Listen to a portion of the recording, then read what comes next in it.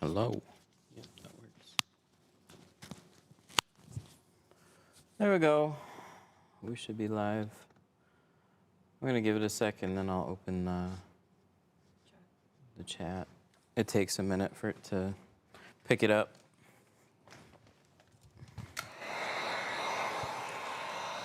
I gotta get my headphone too.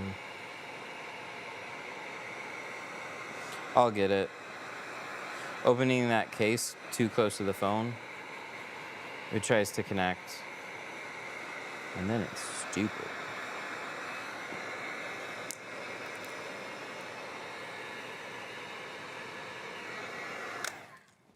Missed it. It's shrunk now.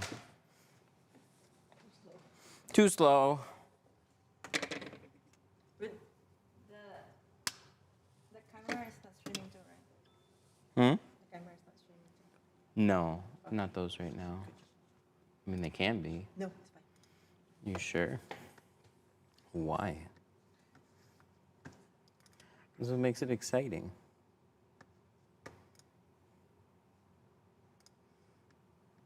So there's the chat. Hi. And then this one, we'll click activate and we'll look at it. And this usually takes a couple times. Too slow. Stop. Okay. And that hasn't happened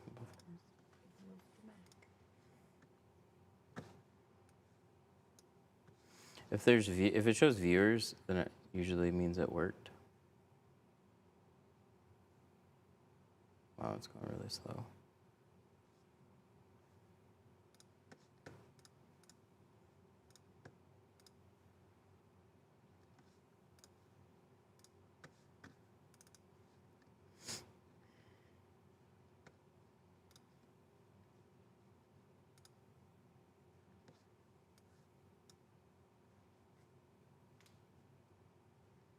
This is where stuff just, I don't understand why.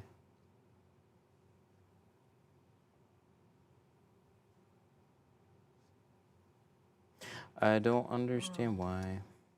It's just broken. This one worked.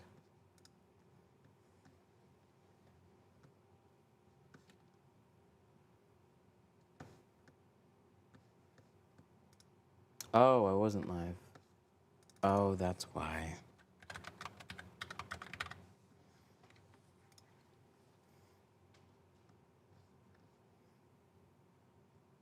I did go to the Philippines. Oh, we just got back last week.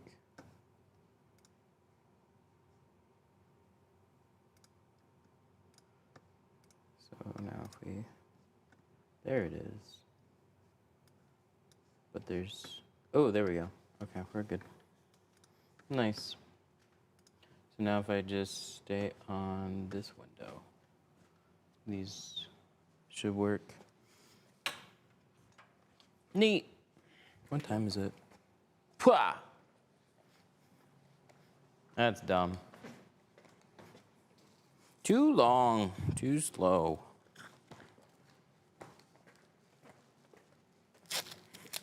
All right, we got a K5. I know it's some people's favorites.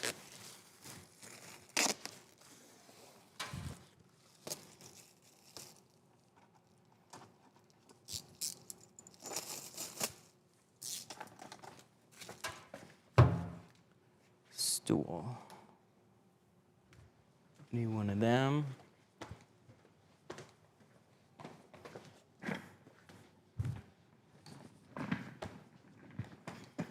And a towel and a razor blade.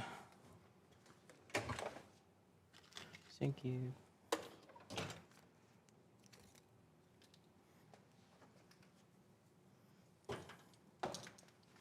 Hi.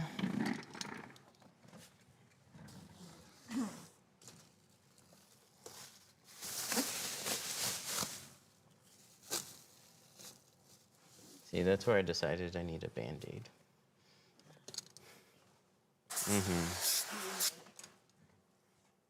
DNA.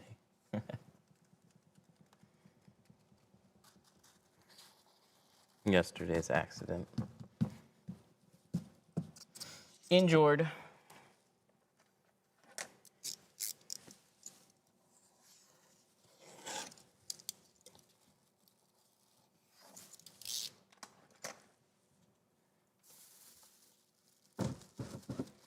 Two front windows in carbon is 150. Yes, key 5. Give us a little bit more space there.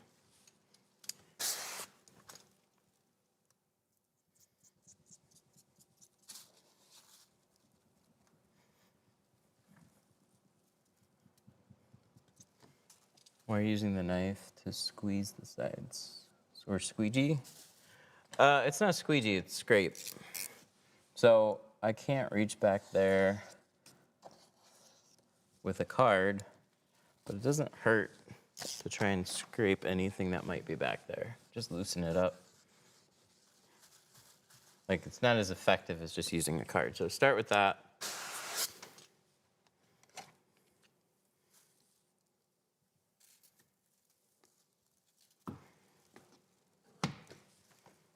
How was your vacation? That was good.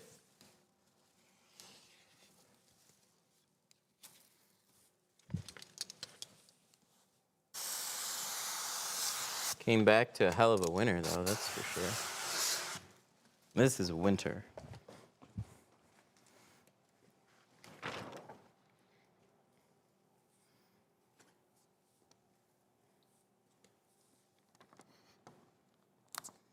Yummy. How hot in the Philippines? It was actually not too bad this time. Generally about 85 to 90. And then it cooled off a little bit more at night. Lots of mosquitoes, though, at night. But yeah, we like grabbed coffee at night. It was like 70, 72 outside, and I looked at the temperature here, and it was 2 degrees. It's like, wow.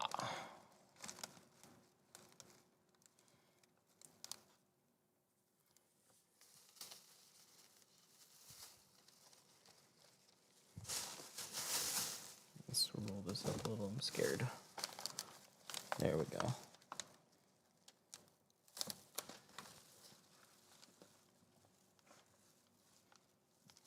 No, don't be stuck. Somewhere. There we go. I just need to scoot it over a smidge. Nice job, Core. Wow, that's a good pattern.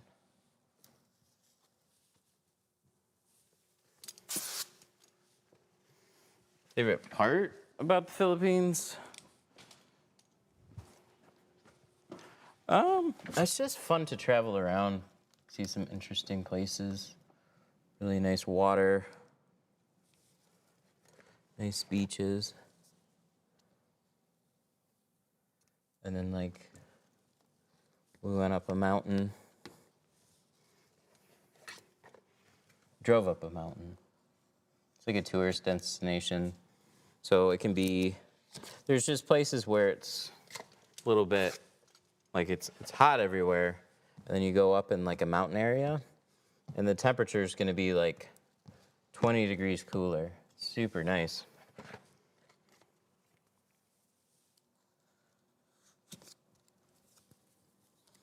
Filing can be more premium, but we'll get an edge so close.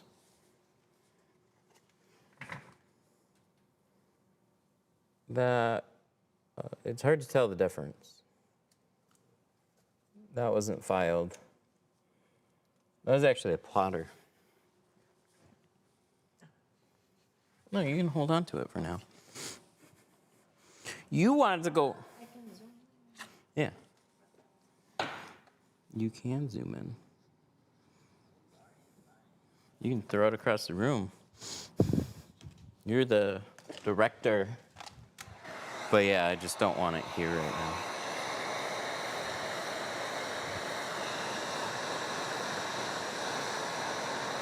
Anywhere to get bronze tint?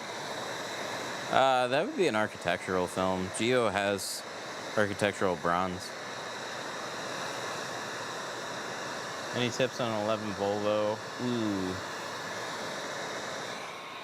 I don't get very many Volvos. I wouldn't be able to be any help on that one. Usually it's just cut your sides tighter.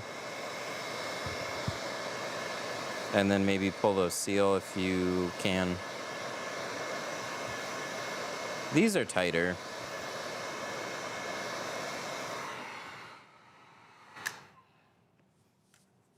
How come you're heating the outside? So, I actually had an instance on the driver's door. I'm just trying to make sure that the film sticks. So, I need it slidey enough to go into a seal, but sometimes it'll just keep shifting a little bit. So, heating up a corner is effectively drying it out, so then it stays. So when we do this, the pressure from those really tight seals don't push the film down. So that heat passes through. So I'm just heating up the corner of the glass, waiting for that heat to pass through. That's generally better than just trying to warm up the tint a little bit, especially because you can get the whole spot. I have in-laws in the Philippines. I've never been there though. It's a long flight. A little bit better if you're out in California. We had a flight to South Korea. That's 15 hours. And then like 4.5 hour flight. Long day, especially with a 1.5-year-old that doesn't want to sit down.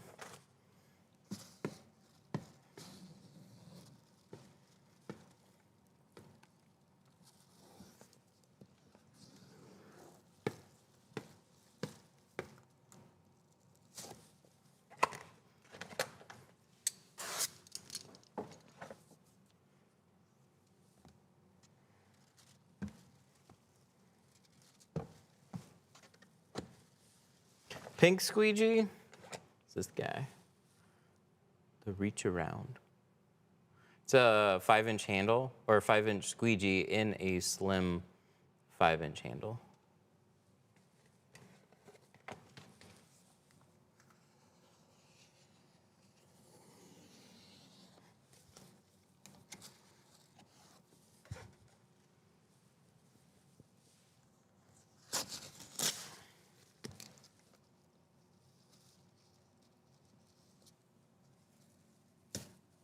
Oh, it's in there. Ow. There we go.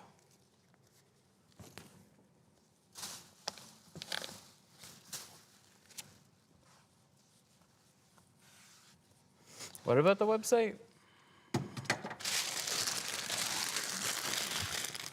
All right, we got a quarter window. Those are cut, ready to go. Most annoying part about them is there's just not much space.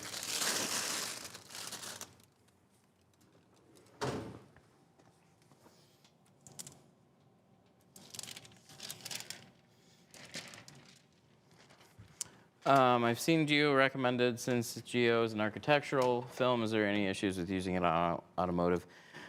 You might want to reach out to them directly and see how the adhesive is. Not all of them have a strong enough adhesive, but I have an exterior, like some of them are shrinkable and some of them have adhesives that are completely fine for it.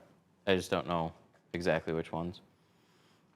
Do you still use the vise to restore old squeegee blades?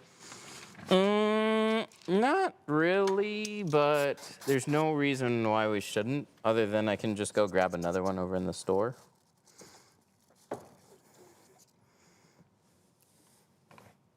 But it's a perfectly good thing to do.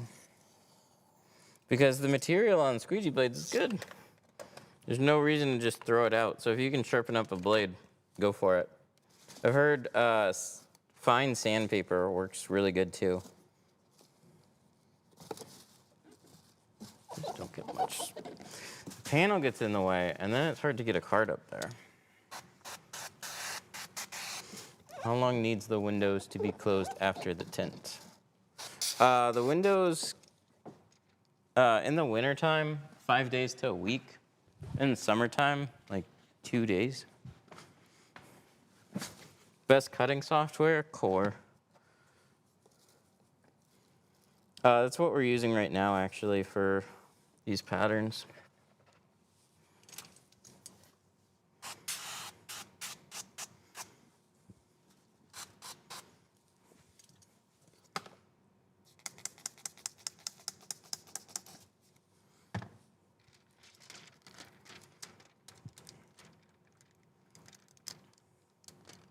What grit for sandpaper? You'd want to work it to a really fine one, so probably I could start maybe a little rougher, but you'd probably want to use 1,000.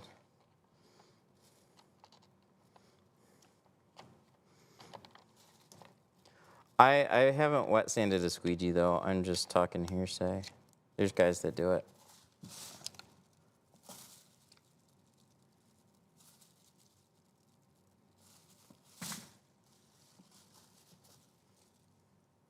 Come on, stay down. There we go.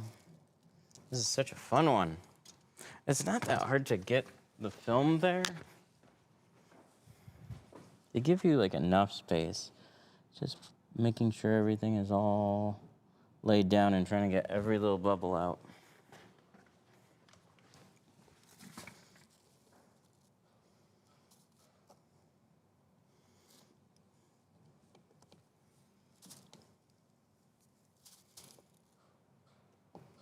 Appreciate you doing the lives. Thank you.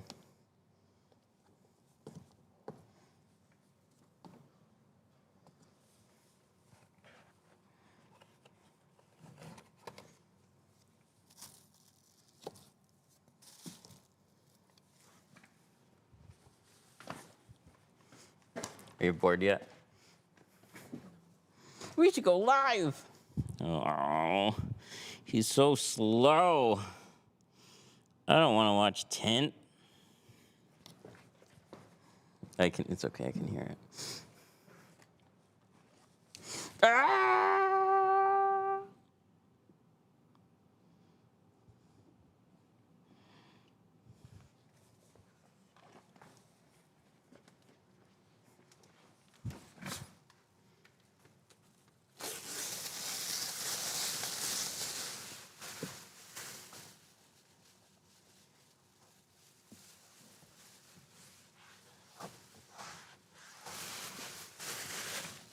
Polish the squeegee to about 1,500.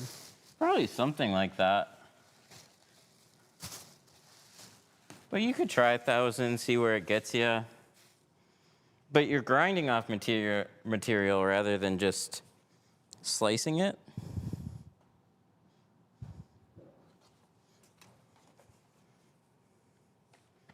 So, I don't know.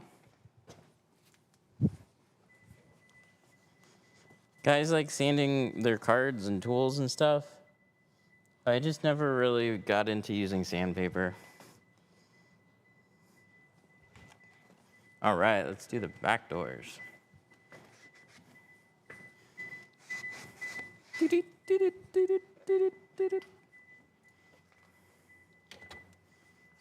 own a wrap shop in the Netherlands, watch so many tutorial videos.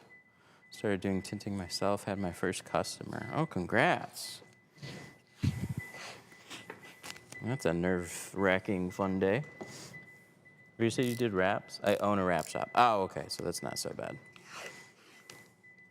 Dude, I was tinting for a long time before I had my own first customer. Like, I tinted for other shops. It was weird when I had my own first customer.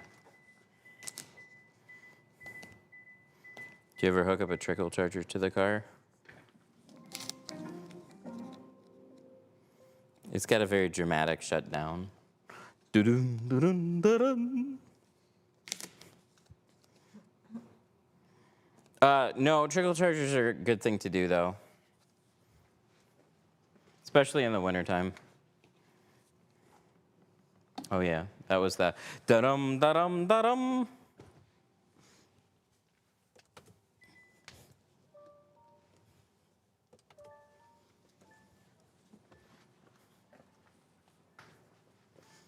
Is your film available on Amazon? No. No, we use GeoShield.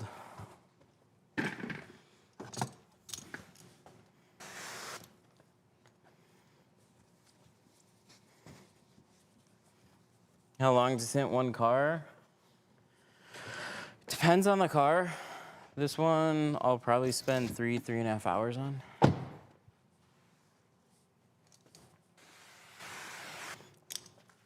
All right, let's get some patterns.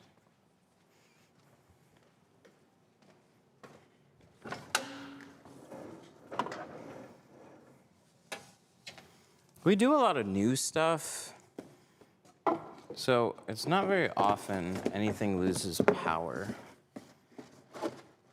We got a battery jump box in case, but it's always nice to put a charcoal charger on it. Should be done. You jinxed it. This one's gonna die now.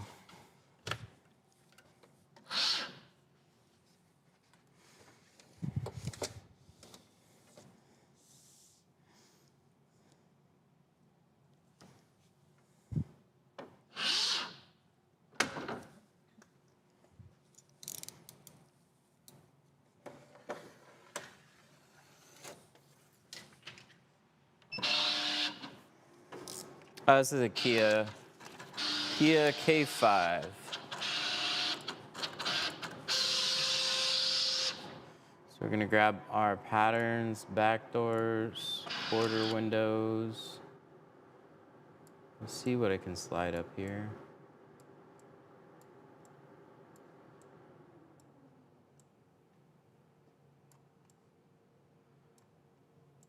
How come you don't upload vlogs? It's too much work.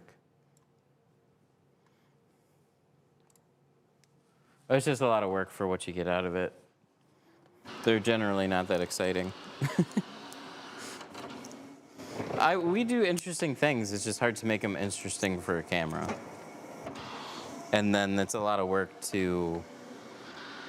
It's either really expensive because you're having somebody film you and edit, or you do it all yourself and then you can't get anything done because you're trying to film and edit.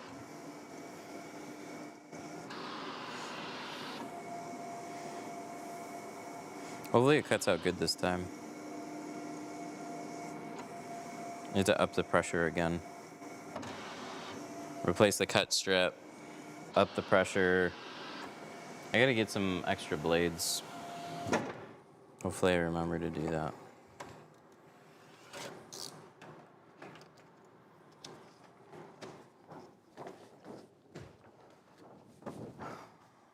Well,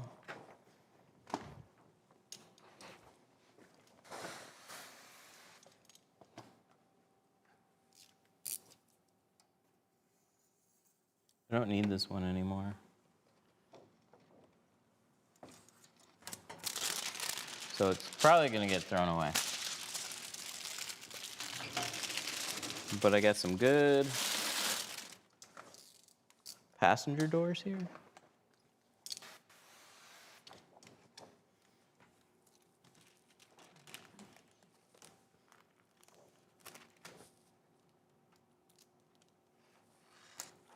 Stay just for a minute. There we go. That worked.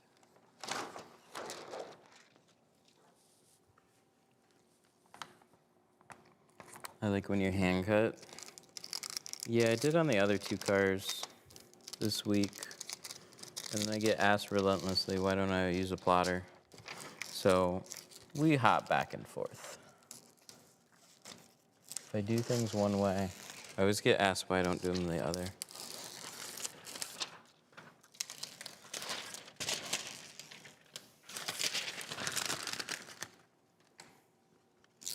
How many cars do you do a day? Oh, we're just doing... People are always going to be disappointed with that. I just like to book one right now. And then get other stuff done. So we're a tool distributor.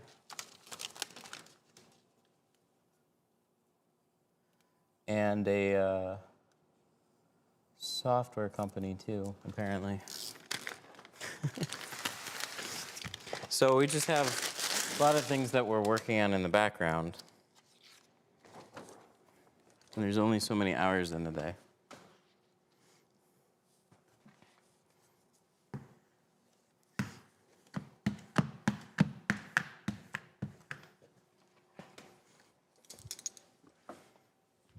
What percent? 5 on the back, 20 on the front. Or I'm sorry, 15 on the front. And 35 on the windshield.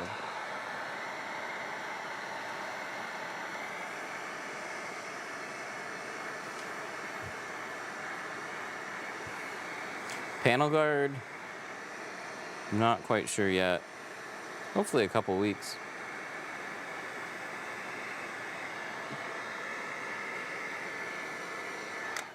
There we go, that one's ready.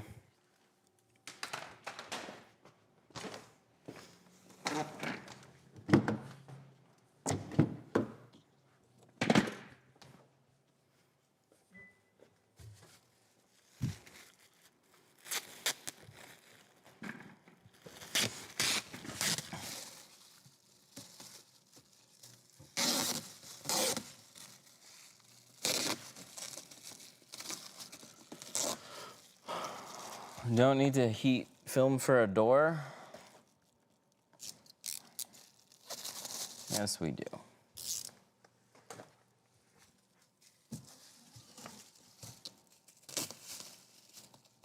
You burn yourself with the gun? Sometimes. And that's where that one came from. I cut myself yesterday. Really stupid, too. You just use a phone? Mm-hmm.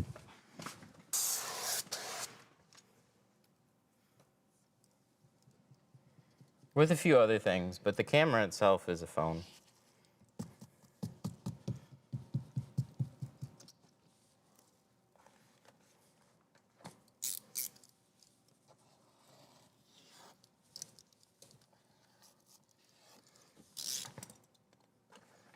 Do you need a business license to get the core program? Yeah, you need to have a physical tinting business.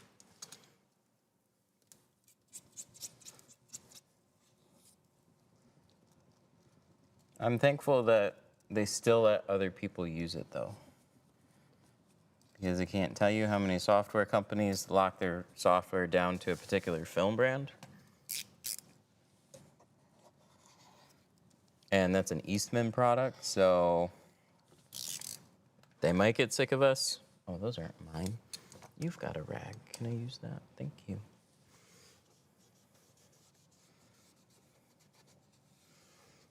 You know what?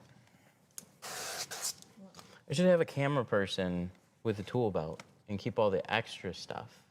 Like a back window squeegee. Oh, that's actually super good. I've never thought of it that way. I go walking around for tools. I should outfit a camera person with tools. Then they're the autonomous drone that follows me around and, right? Jack would do it. Jack would like have a vest and like he'd rattle around with like some bulldozers and stuff. He'd be answering phones. Sounds like a good position. What do you think about Expo in general? They're experts at branding. They have good products. I respect what they built. They're not for every business though, because they're like, hey, I want to be an Apple store of tinting. So it comes with a lot of uniformity, and it's good and it's bad, right? Because they put millions into marketing. So they want all their customers to have a uniform experience. So basically, if it's a product that exists that they carry, you can't use a competitor's version, you gotta use their version. They're trying to build products and move them. So as much uniformity as they can have, they will. But with that has come a ton of recognition.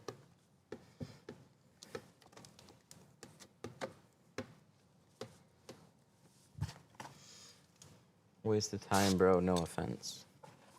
I mean, I could argue the same thing about watching somebody tint on TikTok, but no offense.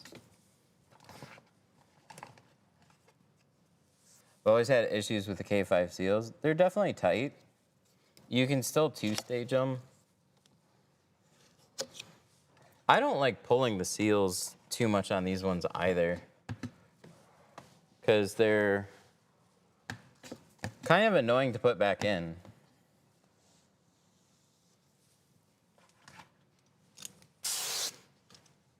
Tint World?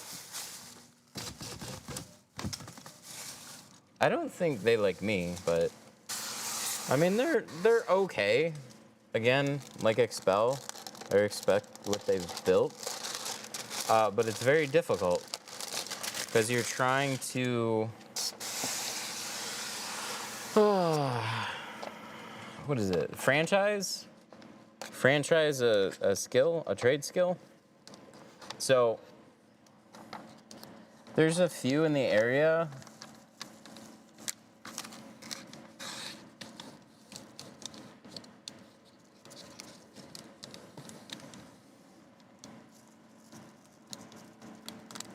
Push, push, push. There we go.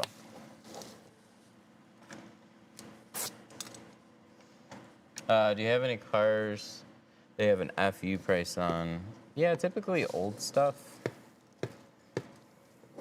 Or we'll just decline it.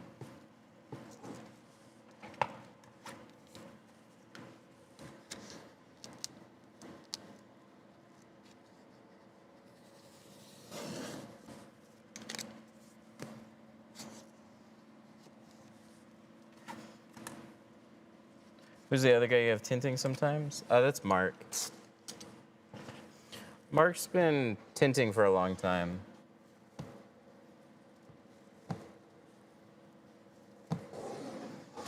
But he's acquired some other skills, so he'll fill in and help out with tint. And for the most part, he's working on our scheduler, phone caller, booking platform, Tintly. Boy, it's had some fun leaps and bounds in the past couple weeks.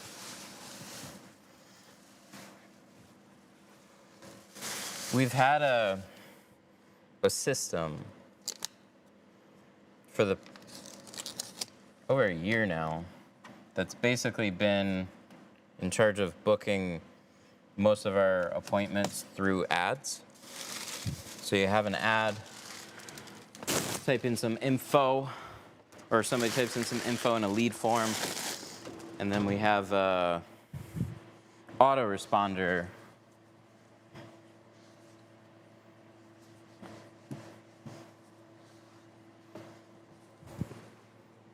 So now we've built our own platform with it, and it gives us a lot more flexibility.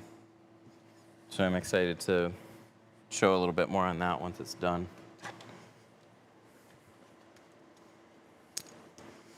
How old is too old to tint, or you just don't like to tint it after a certain time frame?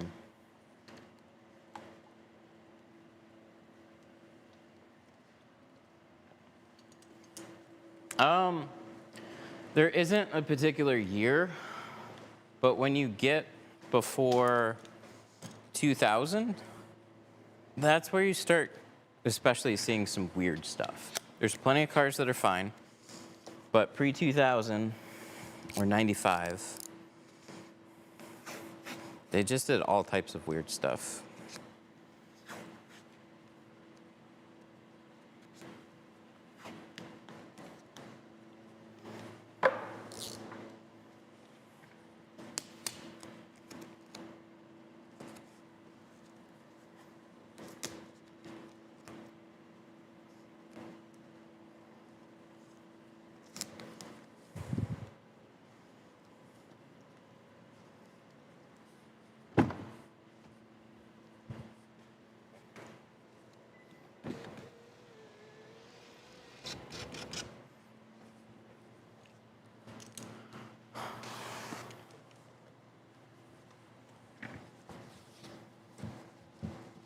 Time is money.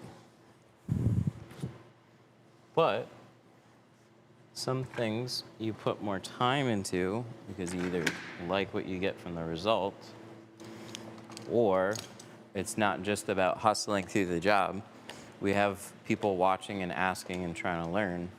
So if we slow down the pace a little bit to accommodate for other people and not just try and shoo them off a video, like, I don't see the point in streaming if we're just trying to rush through everything.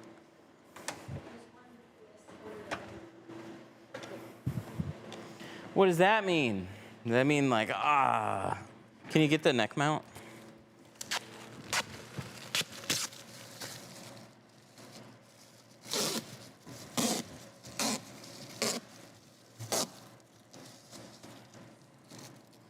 Some people just take it very personally when somebody does something different than them. I don't know what it is. I feel like they feel personally challenged on everything that they know and do, but they just can't stand it.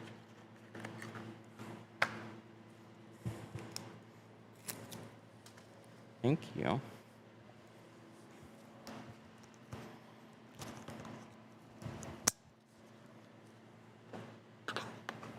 Watch.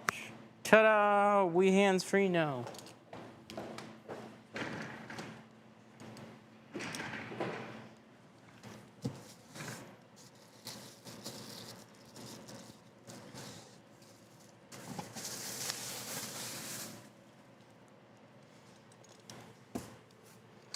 This looks zoomed in. Is this zoomed in? Oh yeah, this is way zoomed in. There we go.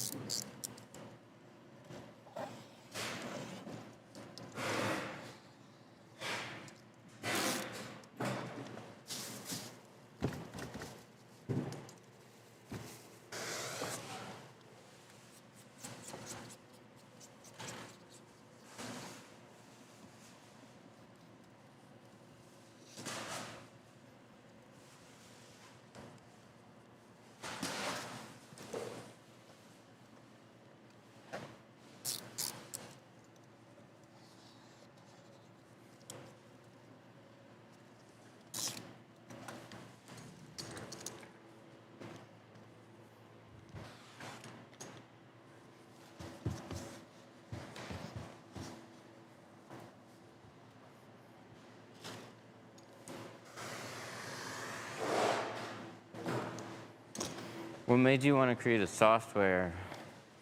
Oh, man.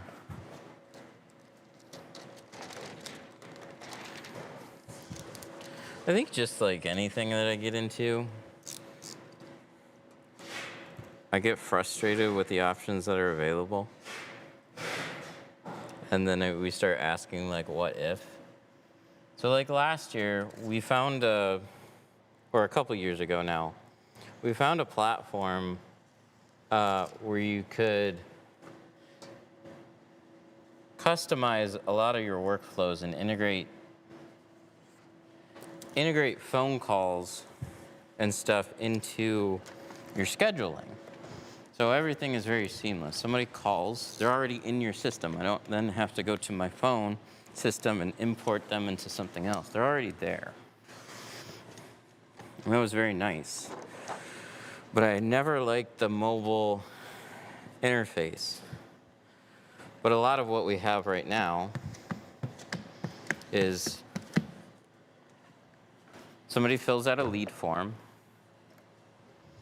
they're in our system, and then we have a bot answer all their questions. How much is it? What films do you have? When can I get it done?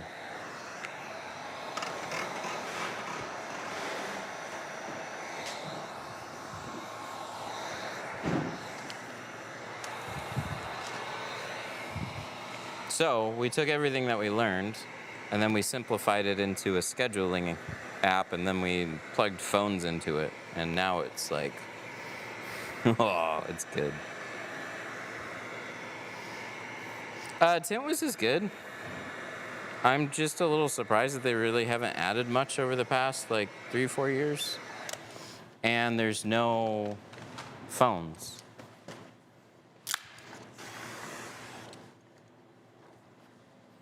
So like when I get a contact, I always have to keep swiping back and forth between customer, copy pasting, and it just drives me a little nuts. What's a good temperature? Just turn the heat gun on all the way.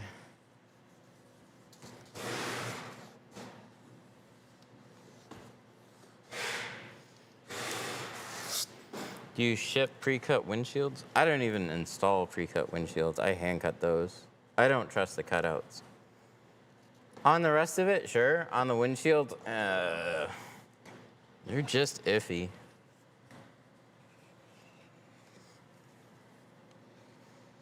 How come the corner needs shrinking and not the whole window? We did shrink the whole window, but we consolidated all what needed to be shrunk.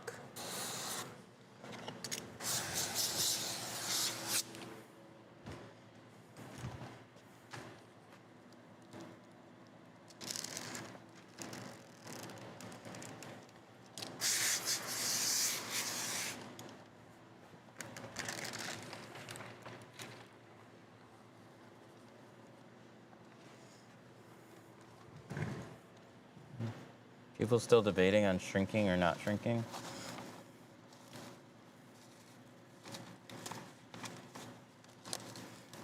I don't take the time to pull the seals. I take a few seconds to shrink it, and then there we go. I don't know, it's just how I've been tinting for a long time. I like not having to pull seals, but I didn't know that was really an option until much later in my career, so this is just second nature. There's still vehicles that will pull seals on. I'm not like completely against it or anything, it's just not in my workflow.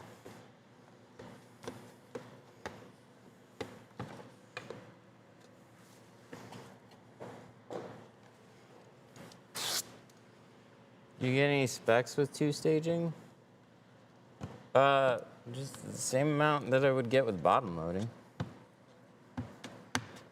It's extremely minimal, if any. And again, that's just repetition. It's doing it this way for so long.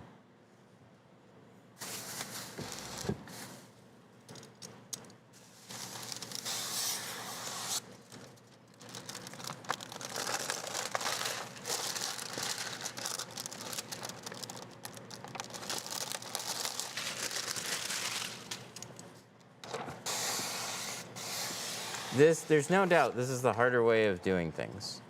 If you're not pulling seals and you're two staging, it makes the tinting portion harder. It adds more steps to it. You usually have to chisel out the sides, especially where the film bends. Yeah, especially on this car. But that's in the seal. So you heat it up, you press all the air out, and I can't see it.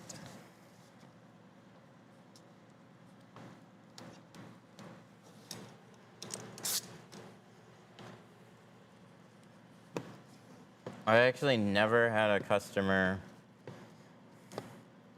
ever come back from heating that spot. Harder gets more dirt and marks, so why do it this way? Well, if you're good at it, that doesn't happen.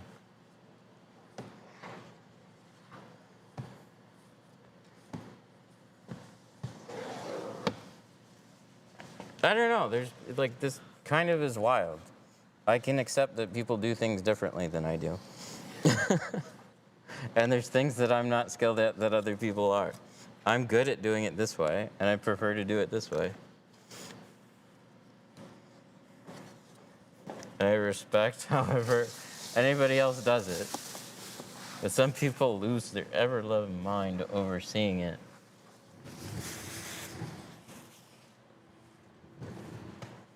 You can't heat below the seal. No, that's why we shrink it ahead of time. So why do I need to heat down there?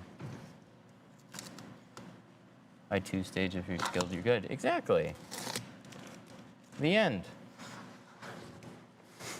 How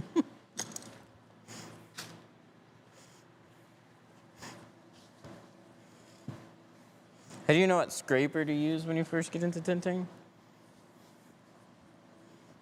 It's not a mystery. Just any 1-inch razor blade is what I'll use on a door.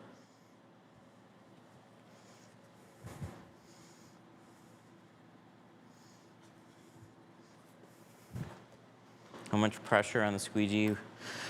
Oh, we used to joke about that. I think I said I'd bring in a scale one day and we'd check, and then I never did.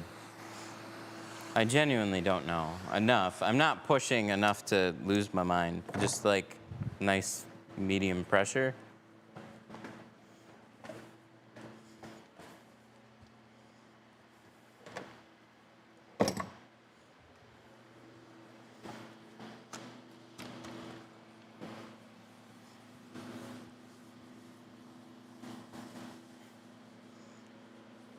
Well, we're done installing the doors. So can we all agree on heat shrinking back windows, or are we going to argue about that too?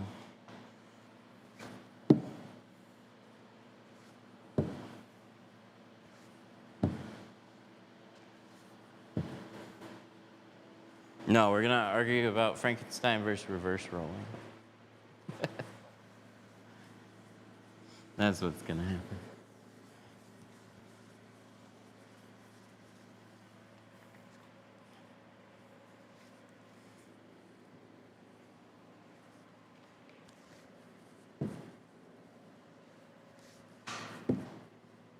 Shrink on the inside. Oh, yeah.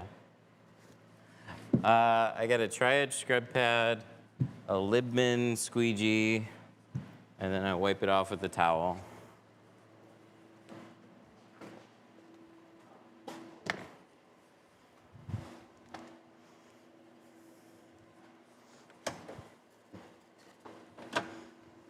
Just got my knife with the carbon blades. Nice. We're gonna buy that neck choker. It's pretty cool, isn't it? Just look up magnetic phone neck mount. If you're on TikTok, you get TikTok shopped them all the time. Don't worry, they'll find you.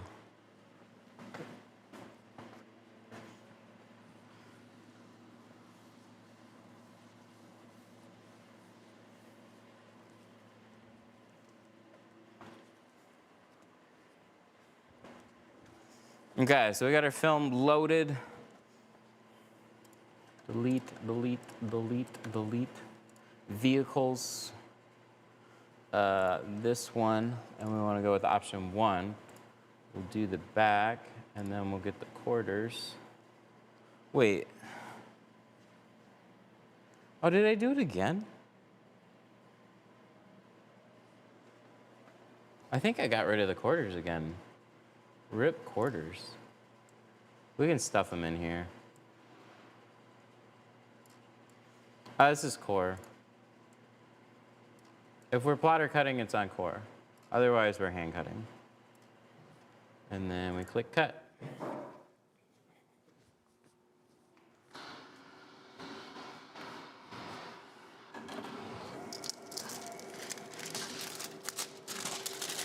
I've been tinting since 2008. I started, oh wait, no, duh, they're right there.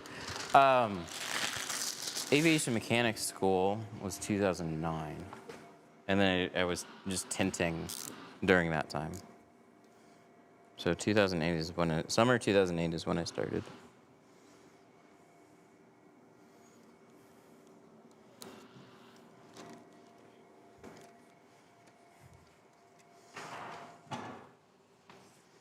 This will go on the other side for sure.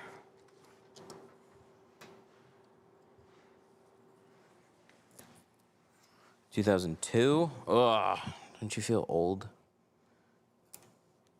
It's crazy how time goes. I remember seeing comments and like, I've been tinting for 20 years. And it's like, oh shit, I've been tinting for like 3. No, I'm one of those people. But I'm still getting yelled at on social media. That hasn't changed. Why don't you do this? You're doing it wrong. Shut up. That's never changed. Damn, I started a month and a half ago. Oh, don't worry, it'll fly by. It'll slowly fly by. Day by day, it's very slow. And then all of a sudden it's like, wow, there's a lot that happened this year. And then that'll turn into 5 years. And you're like, what the fuck?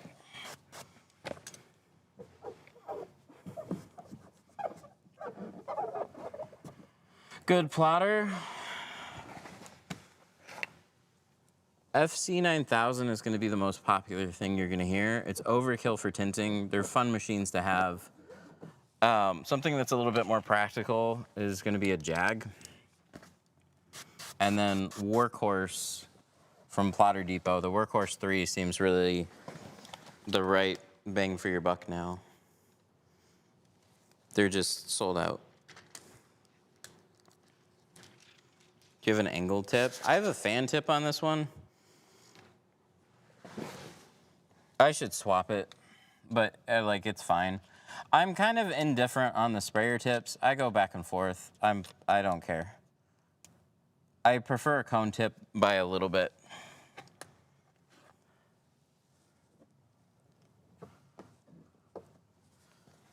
Would you rather be oiled up or tin a 2001 Targa? Well, I don't really want to do the Porsche.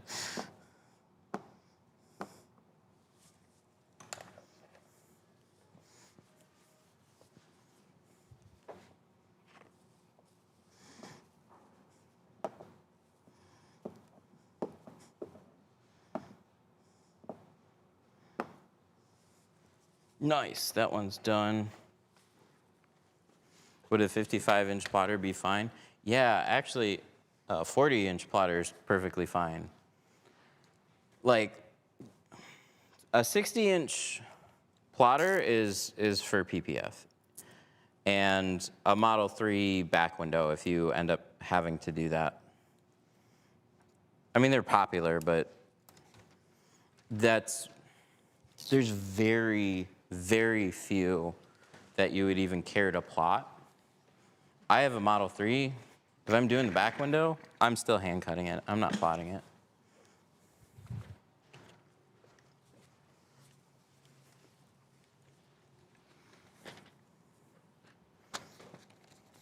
Are the Rivians difficult? I've never done a Rivian. I don't know. They don't seem like it, but I'd have to look at them again, but I haven't had one.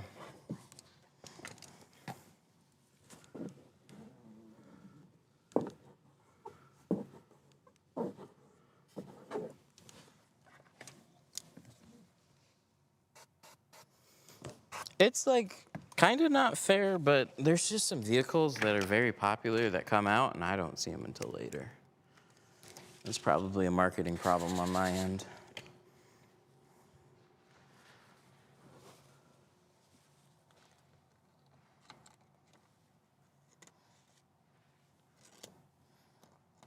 But I wouldn't turn one away. I'd definitely do it. I just never got asked.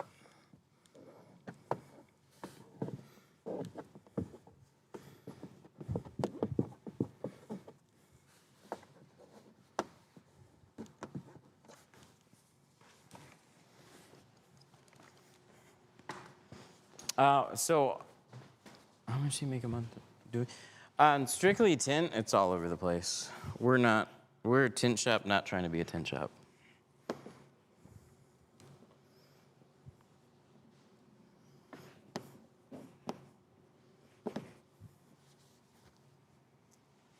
We're casual tint.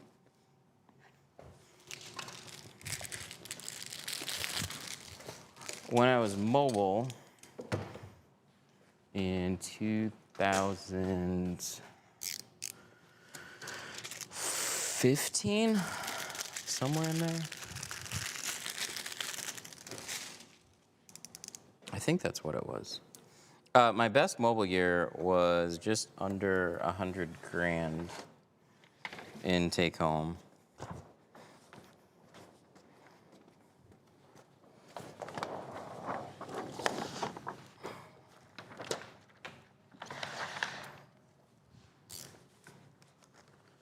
What's the most common vehicle you turn away? We don't really get asked very much on vehicles that actually get turned away, but if there's anything, it's just gonna typically be something old.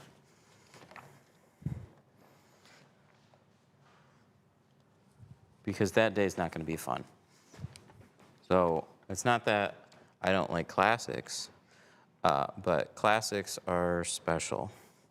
They require extra time and attention.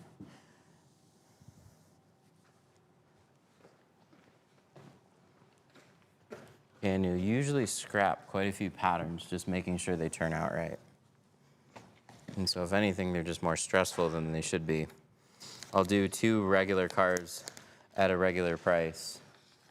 So then when you actually quote a classic vehicle or something that's older that somebody got on a deal because it's an older car, they're like, well, why is it so expensive?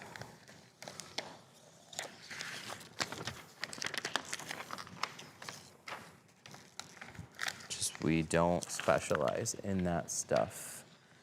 And a lot of people don't anymore because they just don't see it. So I can waste my time doing a Porsche 922 for the day. Or I could do a couple Malibus and have a great day.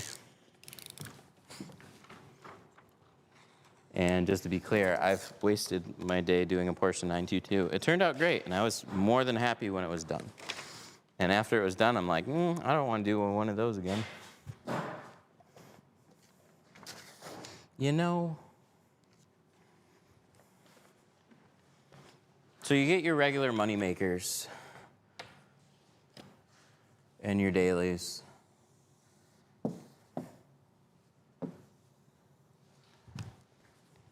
But the less I get asked about that stuff, the better. All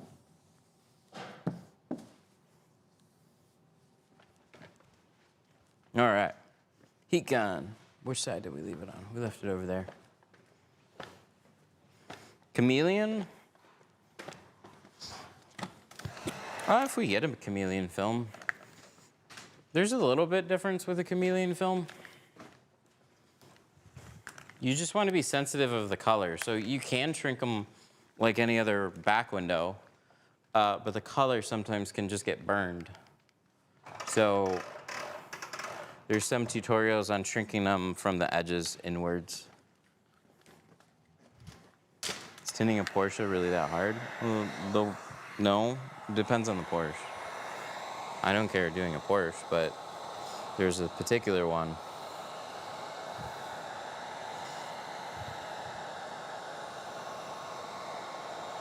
I was talking more about classic cars.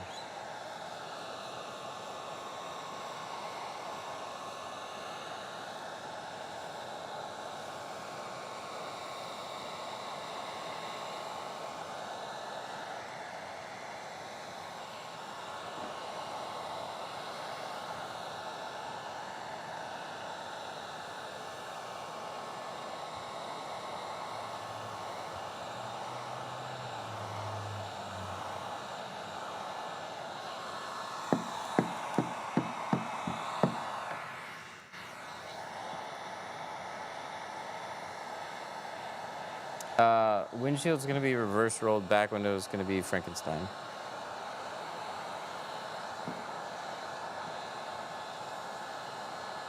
What's the spooky sounds?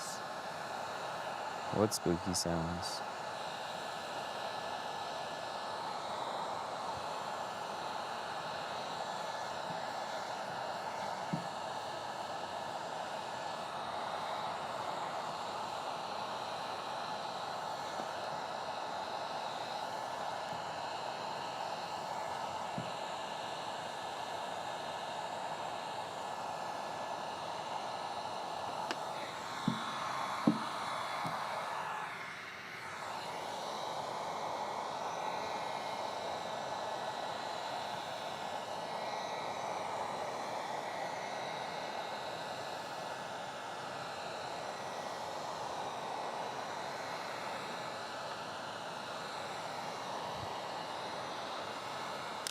Oh, the heat gun? Could be. Chameleon's not popular here, no. The only spooky things that we got is the Undertaker.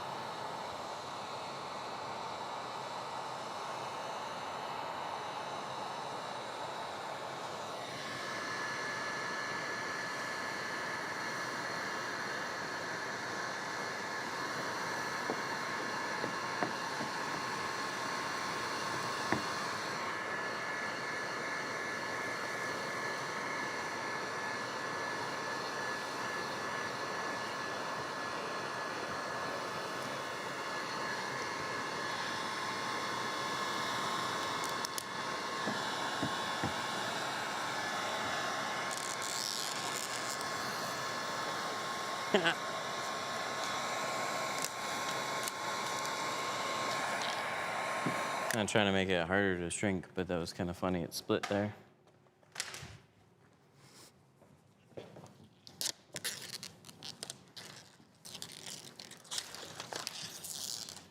It makes it easy to peel a plotted pattern if that's the case.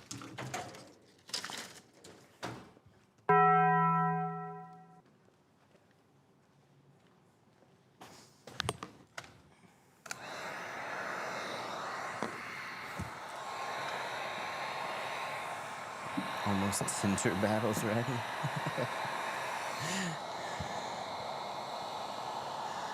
No, if I'm not using a torch, we're not getting close.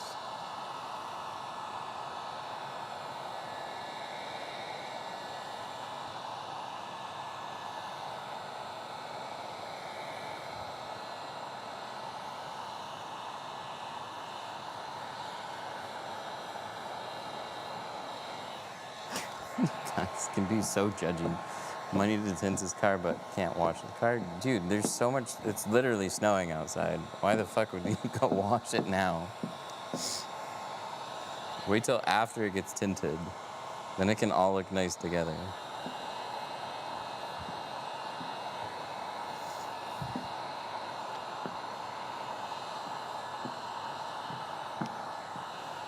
Uh-oh. Yeah, oh.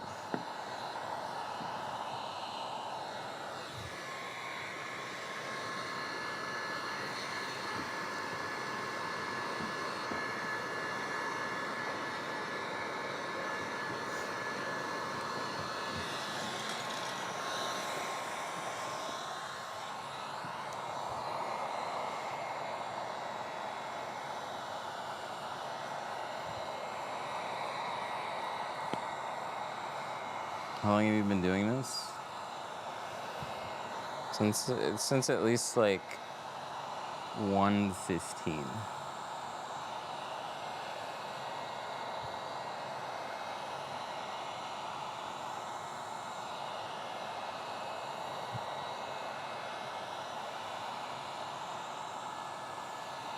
What do you think of high tech? I haven't used them under a high tech brand. But I got some rolls before, because they're owned by Solar Control, which is a global distributor. So they just have a few different lines of film.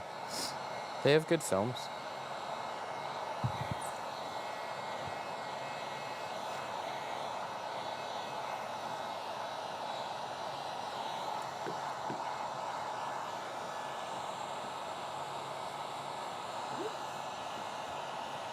They were Tint Depot before they were high tech.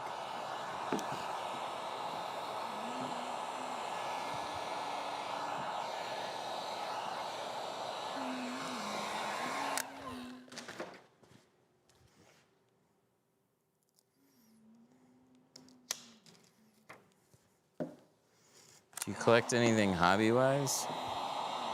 My business is my hobby.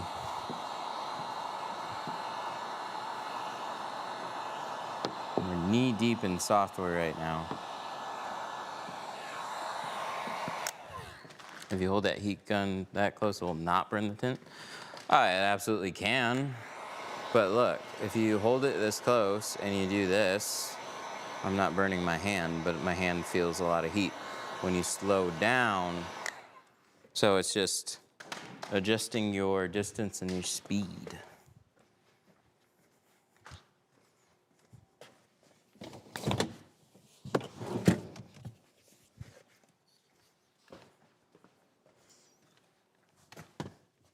Does anybody know offhand if on the newer K5s, they took away the push pins to get to the screws for the brake light? Last time, we just dealt with it, and I'm planning on doing the same because I just didn't look into it.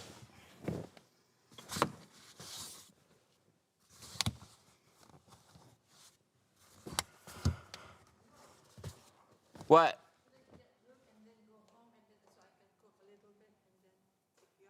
You can pick me up tomorrow. Yeah, that's fine. You can go home, and then I'll just let you know when I'm done here. Or I'll get an Uber. Or I'll drive the Tesla. Oh.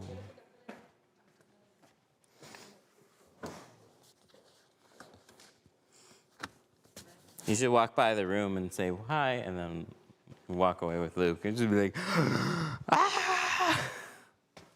No, it's fine. We'll go get her. We'll go get her after. I don't know. Salmon sounds good. Whatever's easy. I'm not that particular. Chat, what should I eat for dinner? Use a plastic pry tool. They're the same clips that go into the headliner. Just did it on the 26th. Oh, so they're still there, they're just hidden?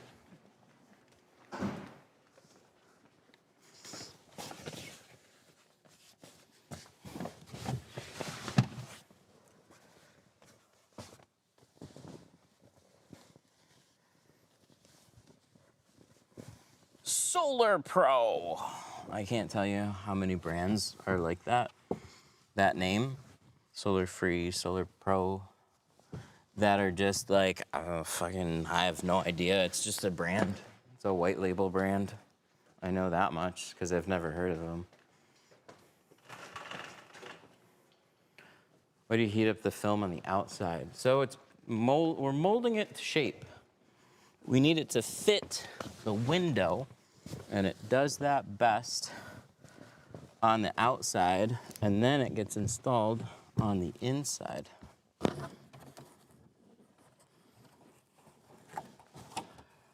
Who am I kidding? I'm gonna Impala this one. Fuck it. We did it last time, we'll do it this time. So on the Impalas, there's a brake light too. And so all I did was I wedged a couple of pens, and then I can pull down on this. So we'll be fine. We'll do the same thing.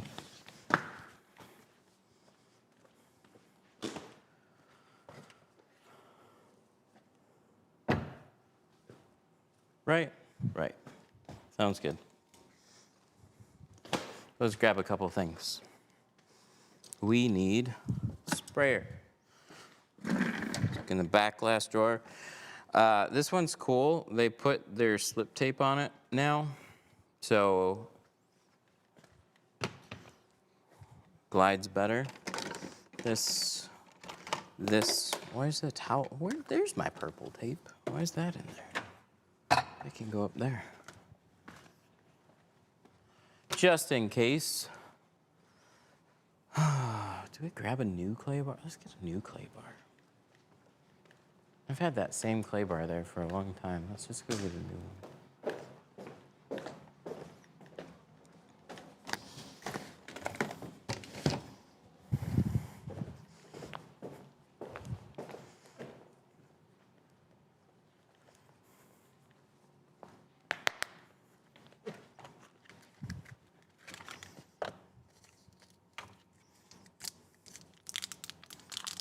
Hi.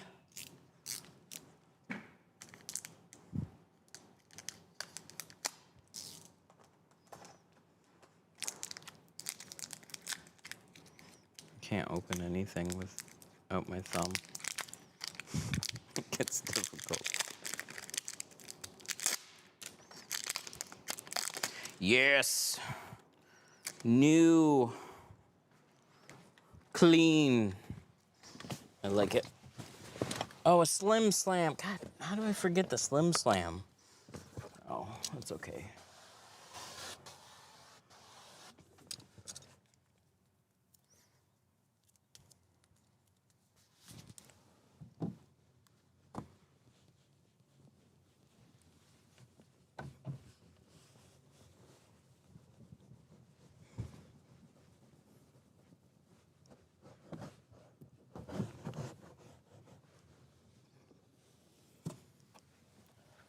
Whoa!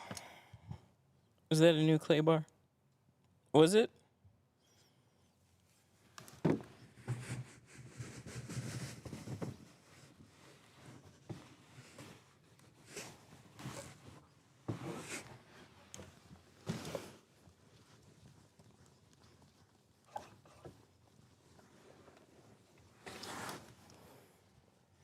Yucky.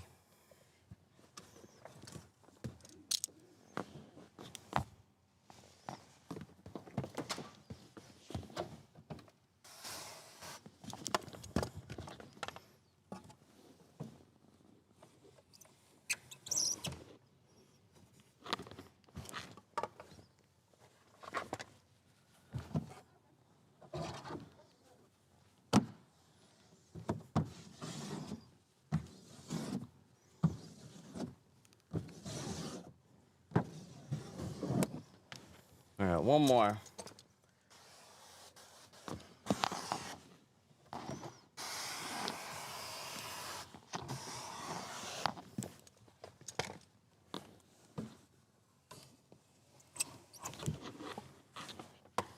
Sweep behind there. And get the rest of this. Super duper.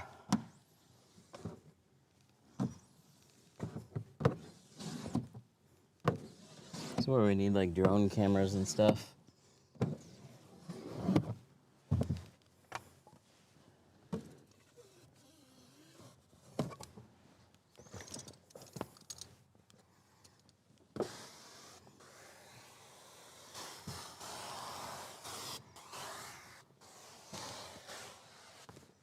Okay, let's wipe this edge off. And then we're gonna flush again.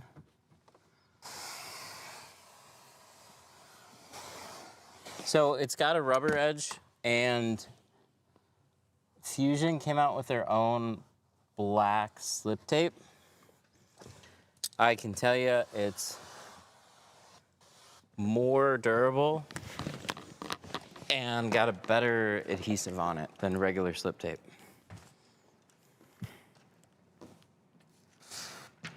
It's good stuff. It just comes in 9-inch strips, which I don't really know why.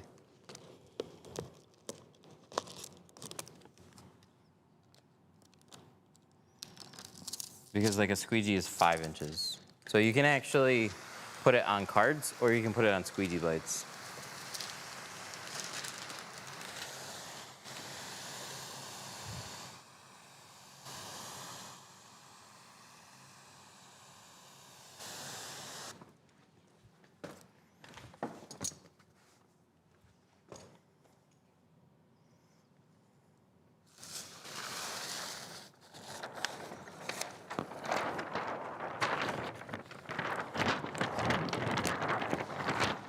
All right, there we go. The fun part. Fun part, we should have moved that seat forward.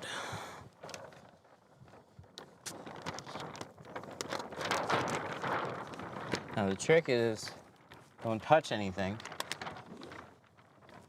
and you won't get dirt in your film.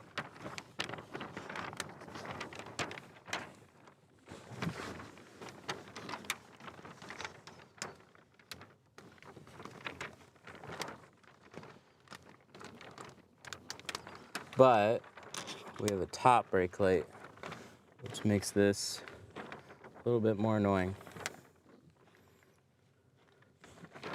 I may be annoying for reverse roll too.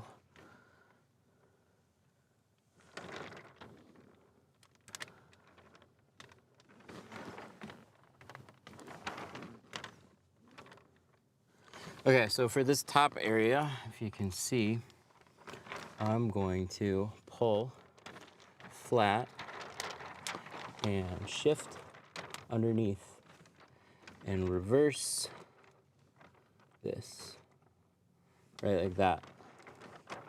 See, and then we're gonna slide it upwards.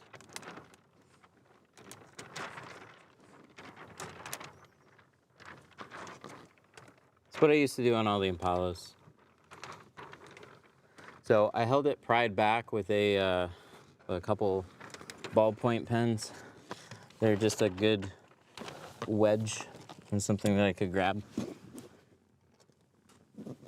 But we're gonna get this up.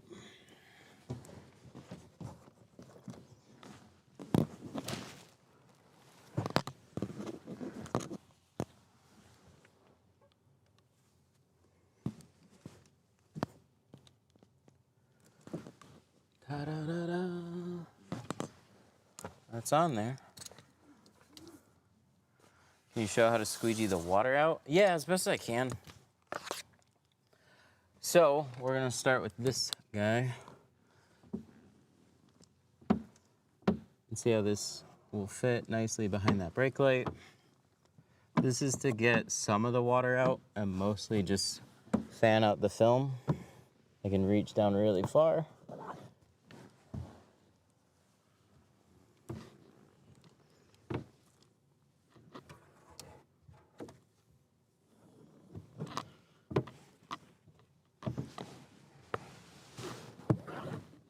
Ta-da! So that's step one. And then step two is our handled squeegee. So we're gonna put more pressure. Start in the middle.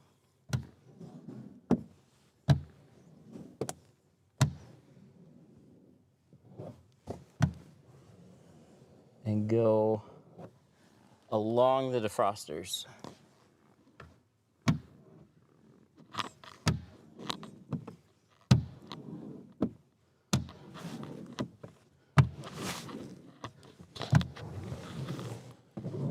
For the bottom area, I can take this. A little harder to do one-handed. And then up top is gonna be the same.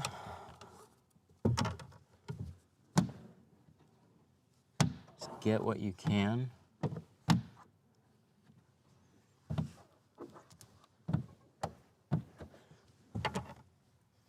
Happy about not having the split screen. Ah! But I like the split screen.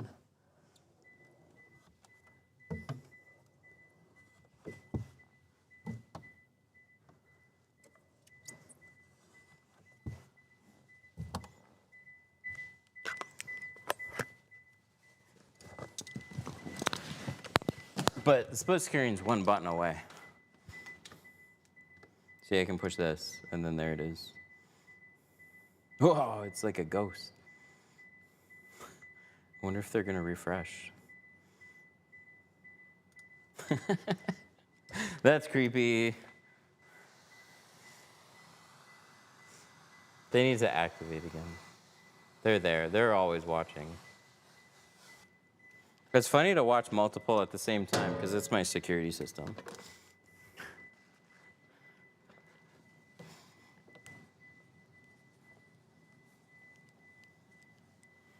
So they'll follow people like a TV show.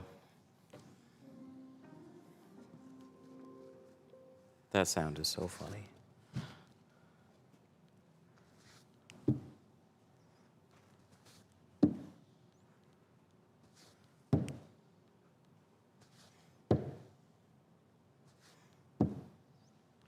Okay, a little bit more pressure down here. I'm gonna use 2 hands next time.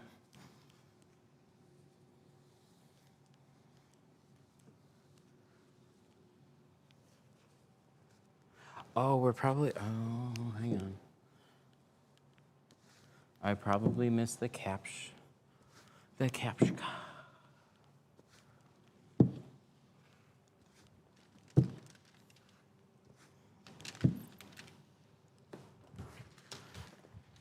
Wow, this looks nice. When it becomes all red and gets a little quiet, that usually means, yep, due to inactivity.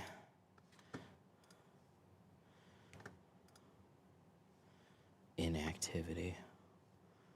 Lies.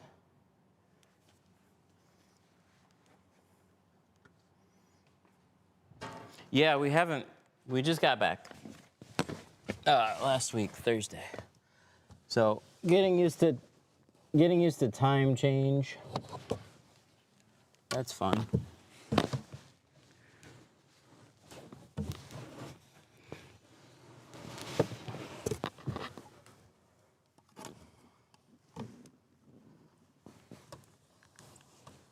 Push this up. Let's go the other way. Okay, let's check it out again. Do you always apply that way on the rear windows? You can absolutely use the reverse roll technique. You do not have to Frankenstein back windows. The earlier you learn how to reverse roll, the easier it's going to be on a back window. I didn't learn reverse rolling until way later on. It was a myth. I had heard about it sometime into window tinting, but anybody that I actually asked, they're like, no, I just Frankenstein them. It's like, okay. There's nobody around that could show me. And then any time I asked in the few communities that there were, nobody really wanted to post much on videos.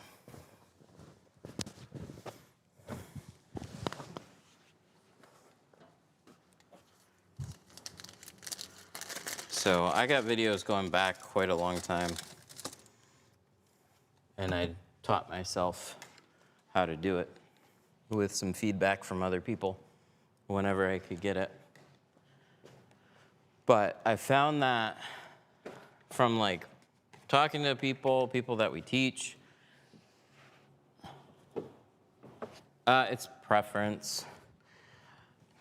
I have a better angle getting into a back window with a reverse roll or with a Frankenstein.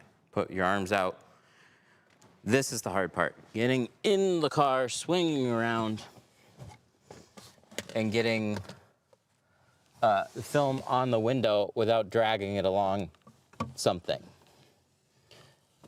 It can be feel very fumbly to people.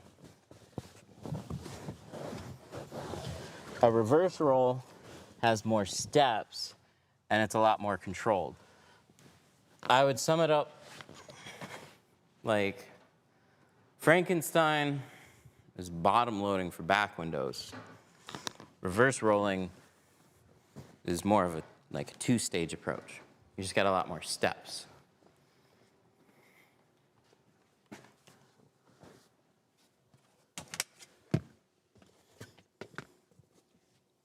What can I use if I don't have glass aid tape? You could put a bright light and a little piece of hard plastic or something, dig the blade into that and trim around that way. Or use scissors or use a Sharpie. Something that kind of keeps the blade off of the window is always best though.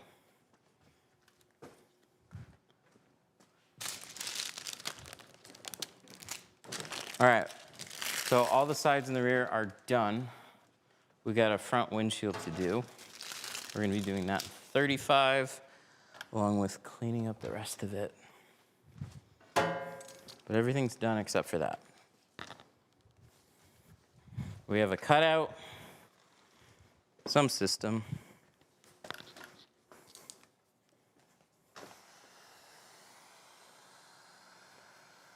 Overall, pretty straightforward.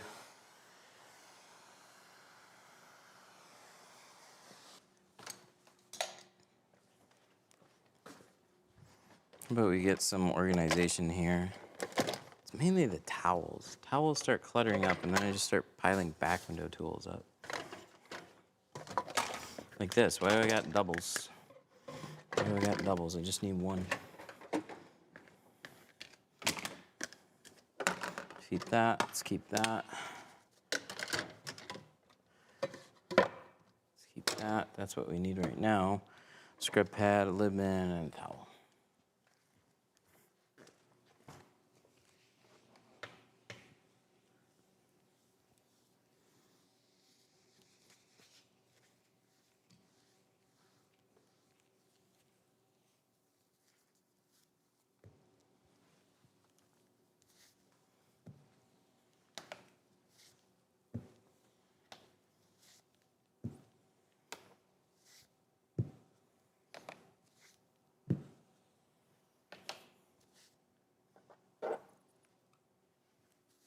Oh yeah, I forgot. We started it up, but we didn't do anything with it. Activate. There it is. Dodge Dart Backlash. Dodge Dart Backlash is going to be very similar to what we just did on this. You have a brake light that's at the top, and if you can figure out a good way to remove it, watch a video, I couldn't tell you. I'll actually just pry down on them and tuck the film into that area, just like I did on this one.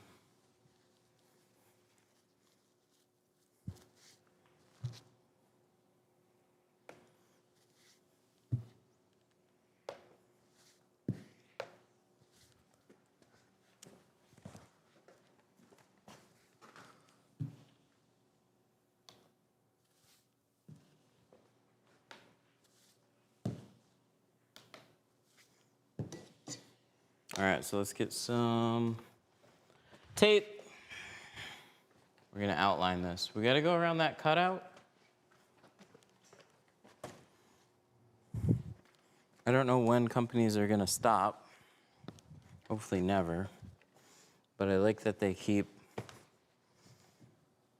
at least a nice housing and clean cutout for all these collision systems. So at least the cutouts that we gotta make don't really take any extra time. Just gotta make sure that they're clean.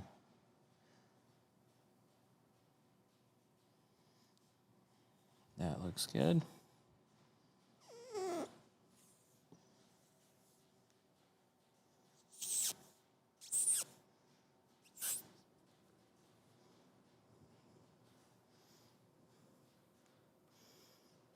So the orange back jabber is stiff, and I don't like it as much as the white bulldozer.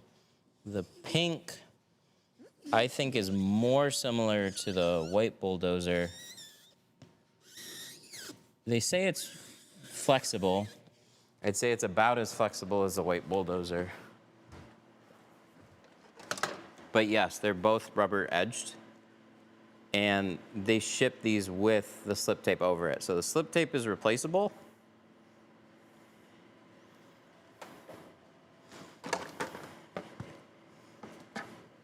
No, this is...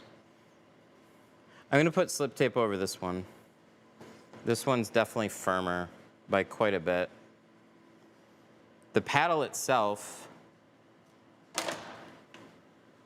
is still even a little stiffer.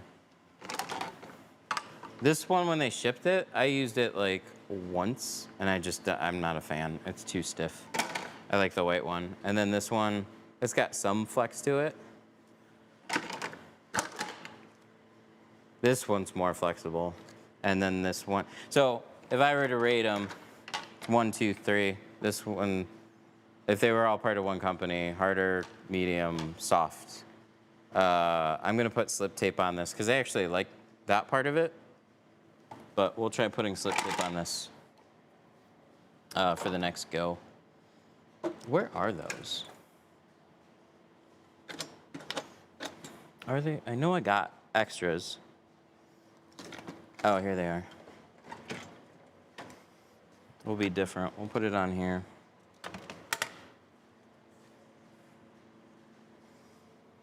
Why are these 9 inches?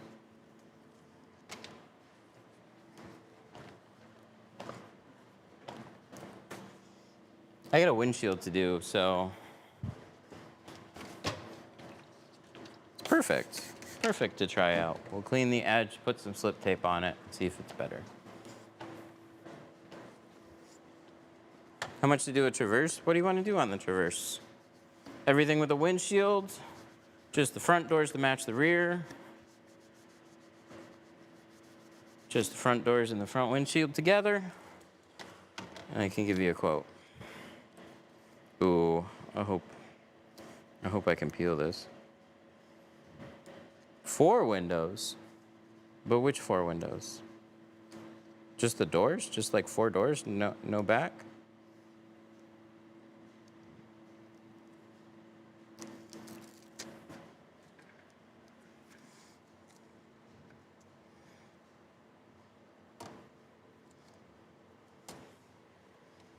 Okay, so we're gonna put this on.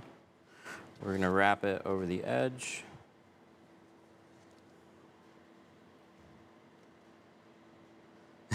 Forgot about the back. Okay, so all the sides and the rear. It starts at $2.99 for that. $3.50 for a ceramic and $4.50 for a double layer ceramic. See, that's why I don't understand why they're 9 inches. Because what squeegee blade is 9 inches? Even flat glass blades are 8. Look at that. Okay, one note about the slip tape. And I didn't realize this. There is a coating cover slip tape on the tape. So you take this and you peel it off.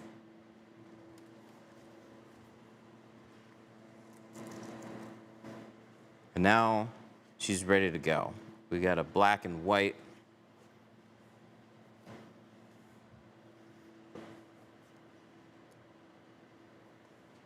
Should be good. I like that. That'll work. We'll try it on this one. Okay. So, what were we doing? We were taping, and then we're going to dry our sheet.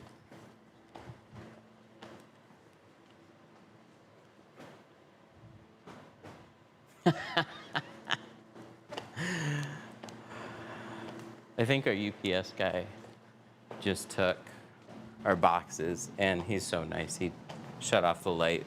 We put a sign on it last time because we left, and then he came in and got the boxes and turned off the light. He didn't realize I was here. That works. I'll take it. Are there colored tints?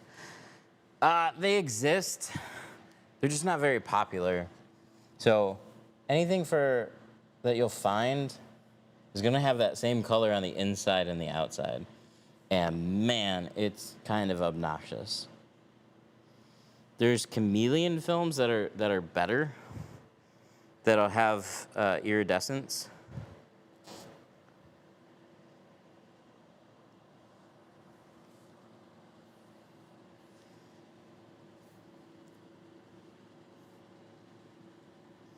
You must not like the Dawn soap for shrinking. No, and it was worth a shot, but it was kind of in that same live stream. It just started letting go. I should try another soap, though. I should see if I have hot water yet. I don't know what happened. We left for a month. Everything's in disrepair. Do you pay the tape to cut on?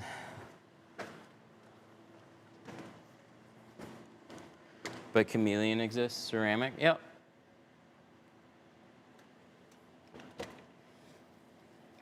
Do you lay the tape to cut on the inside or the outside? Oh, the tape's to cut on the outside. Okay, what we're gonna do, dryer sheet, soap.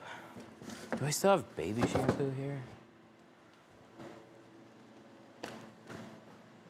I'm gonna wait. I'm gonna stick to what I was doing. I'm gonna do a dryer sheet today. On another day when we got a little bit more time in the afternoon, morning, we'll try another soap.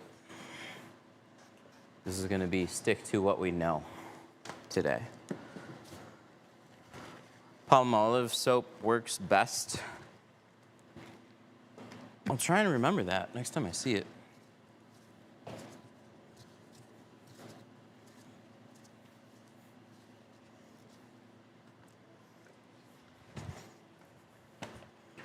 So the tape is a cut guide, but primarily this one helps with not scratching a window.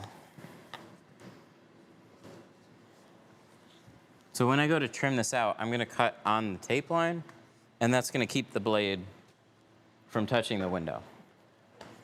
Bounce dryer sheet, Snuggle. I like Snuggle better. I used to use Bounce.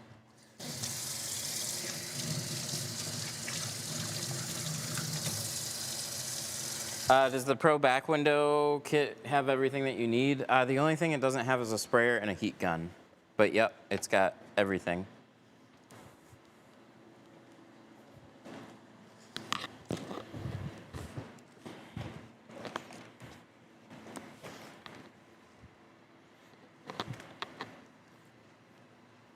Been watching you since OG days. Come a long way. Thank you. I know things have changed a lot. We got this space finished up in like March of last year. It's crazy. Where are you getting Chameleon film? Oh, somebody in chat. Yeah, I don't get Chameleon film. As far as I can tell, that seems to be where they're all made. So it's just tough to know what's gonna last. Some of them will fade within like 3 to 6 months.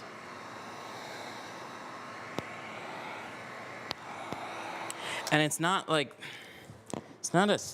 crazy in demand customers calling looking for Chameleon. Most people are looking for black, so it's a very niche product with a lot of potential variants, and just like, you know, you could have reds and blues and greens and yellows and orange. So you'd have to stock up quite a bit too. I just always use stainless blades that never cut the glass. I've seen stainless cut glass. It's the safest metal to do, but stainless can absolutely still cut glass.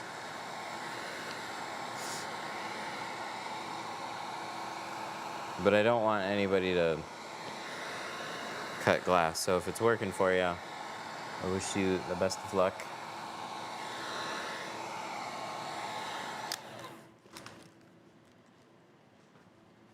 Sorry, I don't know if you answered my question. I wasn't listening.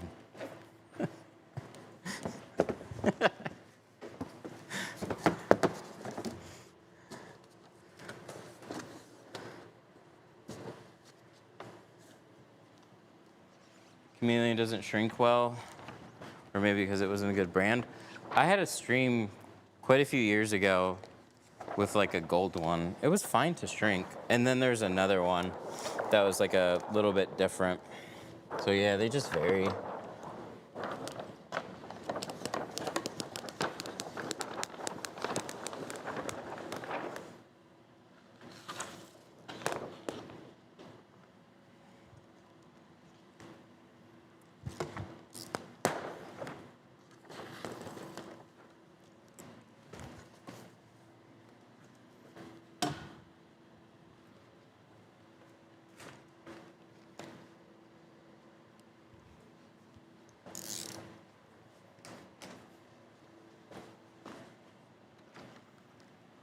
This is 35.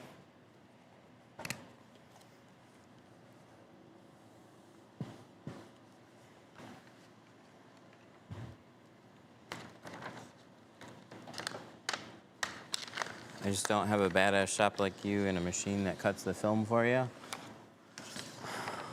I didn't have one for the longest time either. And the plotter, we still hand cut plenty. I tinted out of a lot of car stereo shops. My dad's tint place. I was mobile for a long time.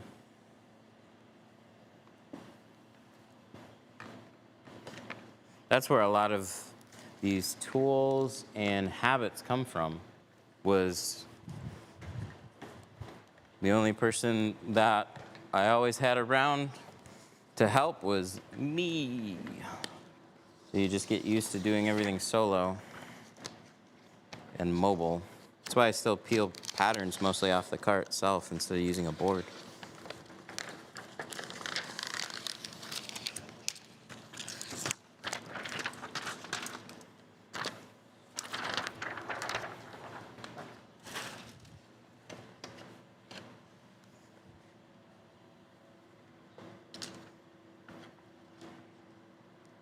I think dark film will make any car look 5 times better. 5% makes it look 5 times better. Does that mean 35% makes it look 35%?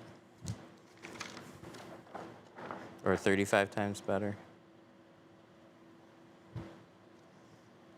I hope I didn't just fuck up this windshield.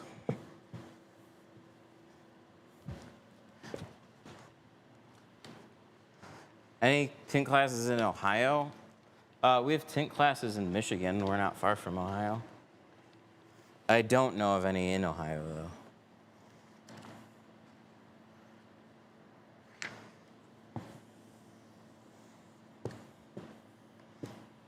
Yes.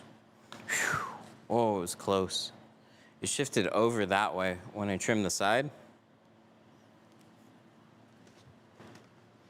That could have easily been a smidge short, and then we would have been very angry. But it's okay. But you do the outside first. So it goes on the inside. And every windshield, door window, back window is going to be done in a similar way. You need a shape, and you need it to fit the curve. So what we're doing right now is we're molding it to fit that curve. And then we're going to cut its size, and then it's going to get installed on the inside. And that happens with every window.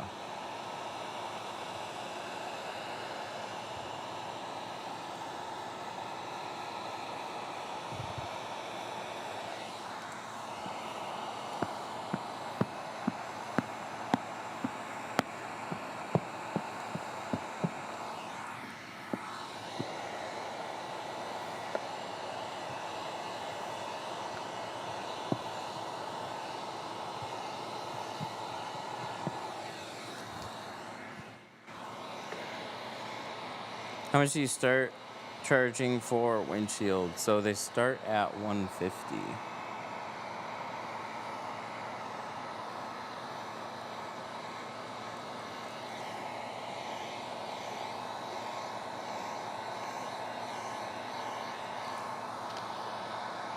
Other employees installing? Mark will help with installations, some, but we're very distracted with software right now. And so we hope that works out.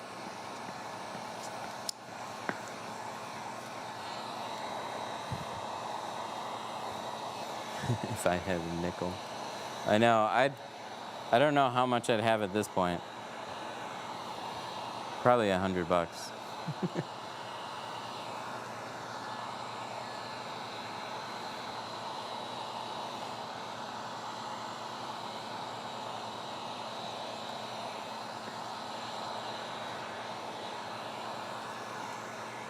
Yeah, we've made easier to use scheduler messaging, kind of built for automotive workflows.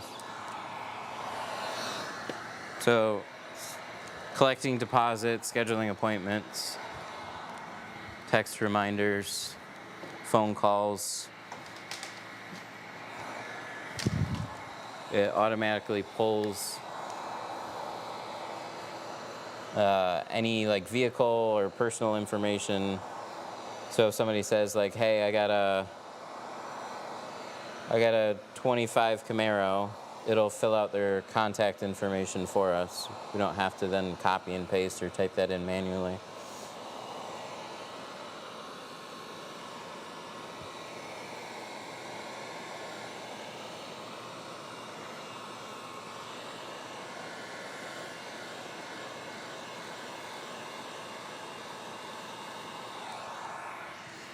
How come you don't tack the sides and the middle like you do the back window?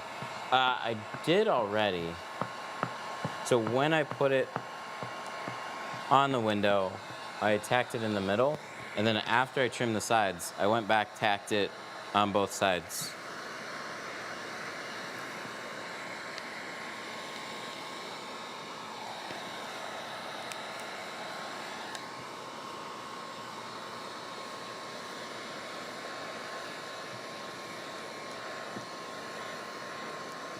How long does Pro Classic last? I know it has a lifetime warranty. So there's no surprises there. Fill out your warranty cards, keep track, and if you have any issues with it down the road, those are covered.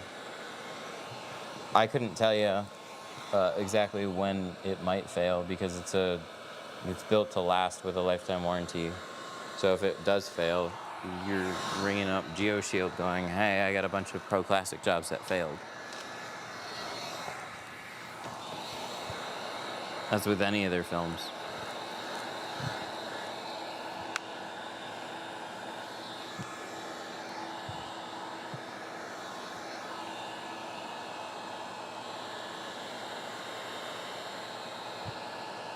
Yeah, I use GeoShield films.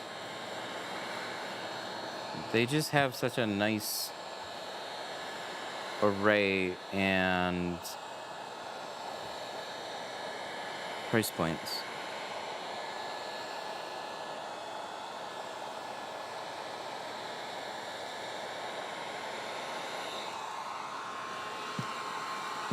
Cabinets, they're new age cabinets.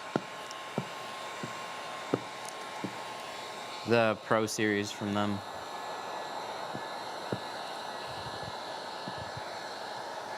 They work, they're cabinets.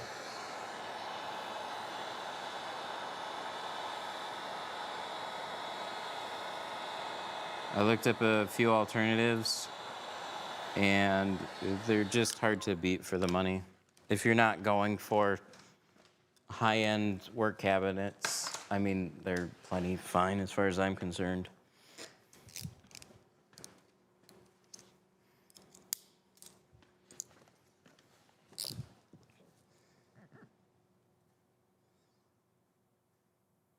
Yeah, out of Geo's films for automotive, I have C2 carbon, C2 ceramic, and Apex.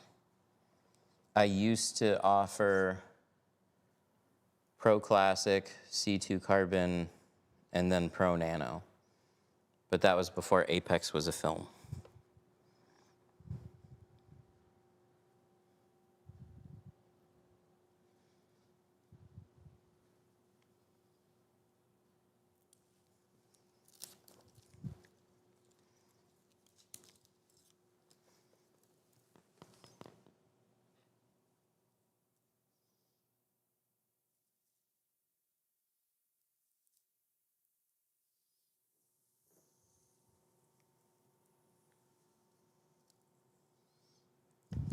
Do you warranty against fading? Yeah, it would cover all of that.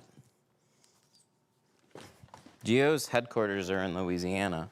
It's not quite as hot as Arizona, but it's definitely swampy and hot. So lifetime goes nationwide.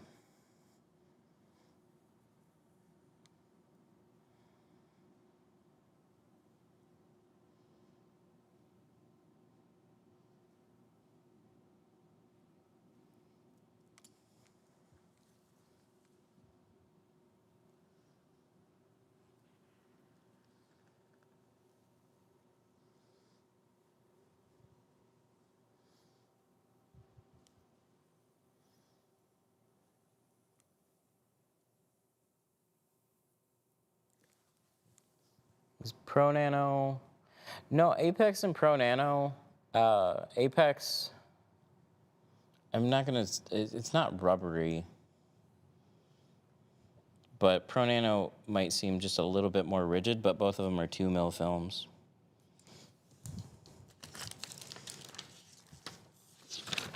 Pro Nano is a deep dyed ceramic film. Apex is a multi-layered ceramic carbon film.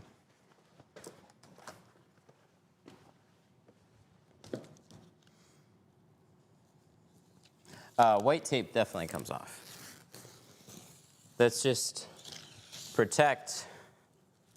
So when we take that blade and we run it along the glass, it scores the tape and does nothing to the glass. That's my little insurance policy on that.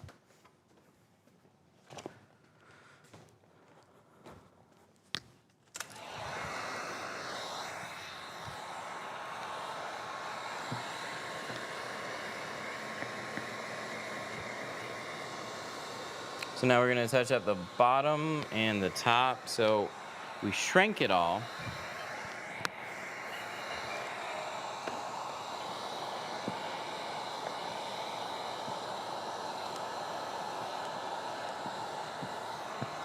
We shrank it all, and what we trimmed off was part of that. So it helps to just tighten up the top and the bottom.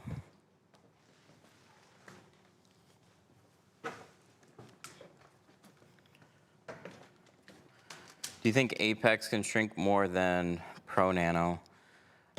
I think Pro Nano shrinks Pro Nano shrinks faster. You don't want to go super fast with Apex either.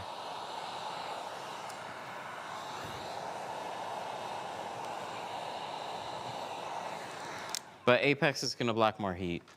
So it's just like a different animal. You just want to be a little bit more sensitive with something like this. It's not that it doesn't shrink well and can't take heat. It's just you're talking about multiple layers of ceramic. So if you just want to go ham on it, it's an expensive film. Be careful.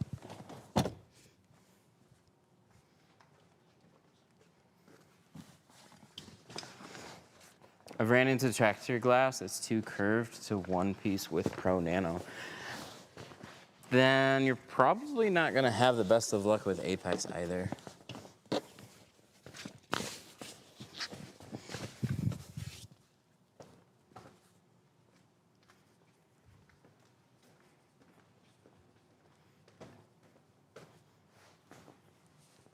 They're very good shrinking films.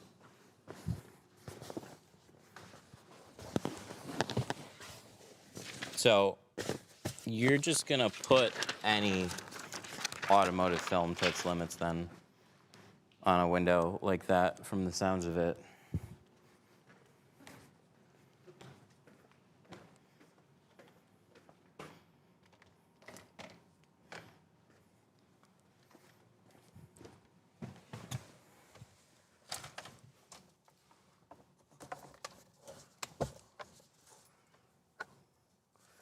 All right, boo-boo, you're gonna come off here.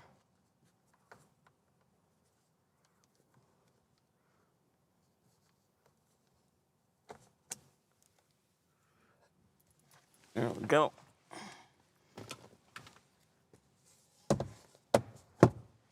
Trying to get the plotter to cut right is a nightmare. What do you mean? Plotters make everything all sunshine and rainbows. Oh, let me grab one more seat cover. I was gonna put it in the middle. How does it stack up against films that you've already used? GeoShield? Oh, they're my favorite. It's one reason I use them. I think out of every film that I shrunk, I remember Lumar ATC, which is a dyed film. Probably being the easiest, but that was a film that I used when I first started tinting. Geo shrank better than Avery, shrank better than ASWF, shrank better than the Suntech that I used. It shrank better than everything that I used. My only gripe with Geo is how tacky the adhesive can be sometimes. But Tint Slip has fixed that. Still not perfect, but never have to worry about it falling off, that's for sure.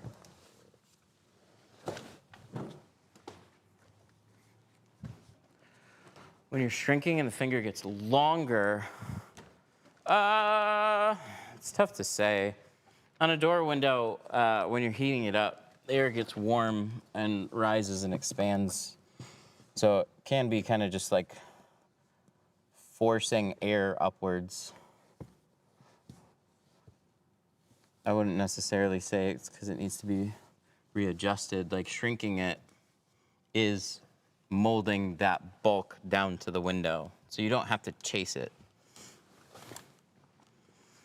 Nice. That looks good. We got everything well covered. That tucked in there pretty well. Now we got to do the tedious part and clean it. I'm going to grab some alcohol. This guy, let's change the blade out on this thing. Unless we want to use a rusty razor blade on that one. Probably not.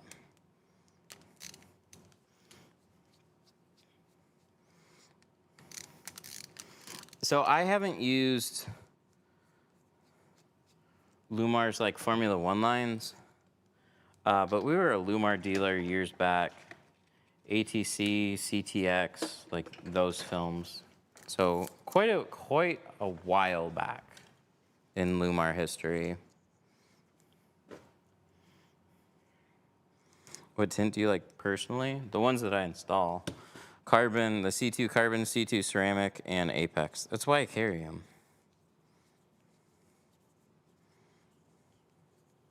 I don't think you go wrong with any of them. It's just like, what is your budget?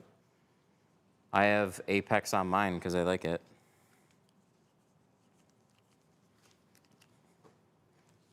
But Apex is more expensive. What do you do about the side seals on the K5? We just leave them and tint them. I have pulled that seal. I don't like putting it back. So like personally, I just leave them. But that doesn't make them easy. What do you drive? Right now a Sienna. We finally got a new Sienna. Man, I like that van.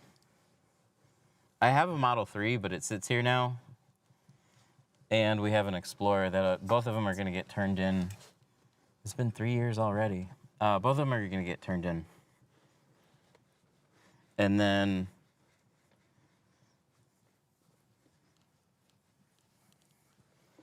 I was looking around.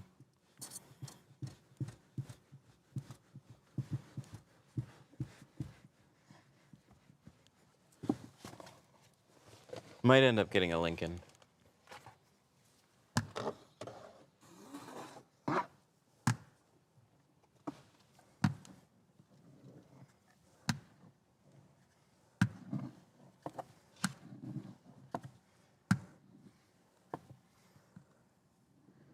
You need a BMW?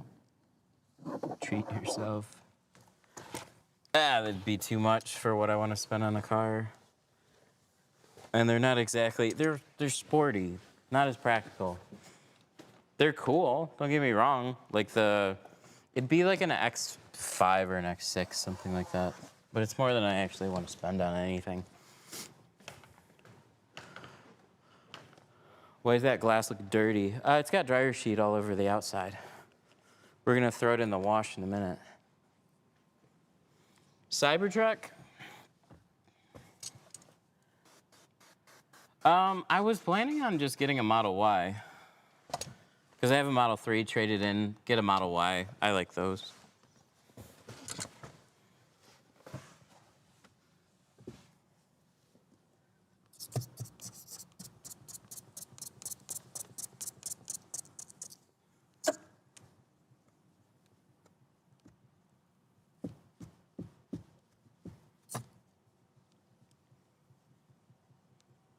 Owner operator, yep.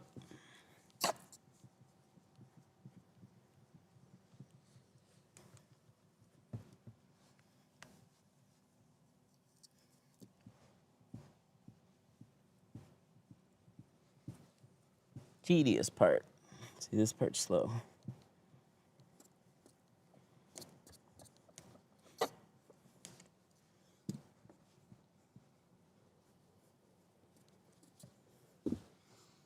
45 years in the business and still loves it. Nice. That's cool. There's things I really like about the business, but what I like most is just the sheer creative variety of things that I'll get into. There's just been so many wild, fun, random applications and paths that we've taken. From like tool distributor, making stuff, software, live streaming. Like, dude, there's just so many creative things that we've been able to do. And it's just like, it starts with a, what if, or, you know, it'd be cool. And the next thing you know, I'm obsessing over that for the next, like, forever. I just like learning about random stuff and trying things. What is the hard part of your work? Actually being a shop.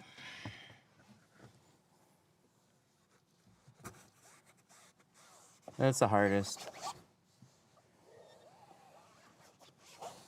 Actual jobs, real customers, real complaints.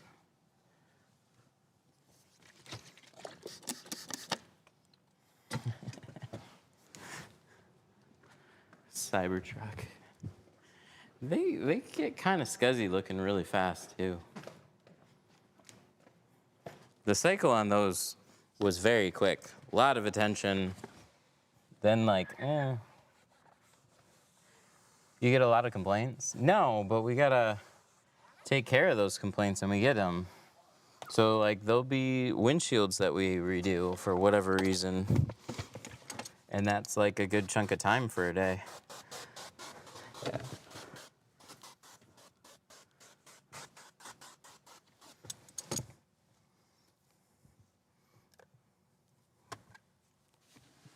So it's definitely not a lot, but like when they come up, it's still like, I just wish I could sometimes tint with no strings attached to it and just do a car and that's it.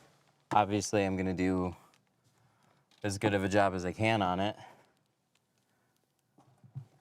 But like we're like any other shop in regards with, we have to make sure we're using good products. We stand behind them. We're not just like, woohoo, YouTube for YouTube. No, we got real customers living with them. If they don't like them, we'll hear about it.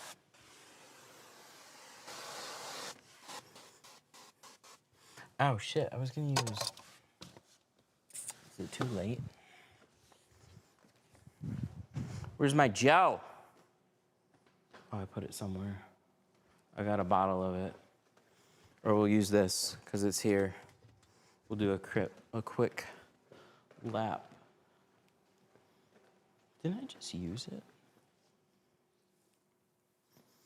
Are you still tint cars instead of having an employee do it?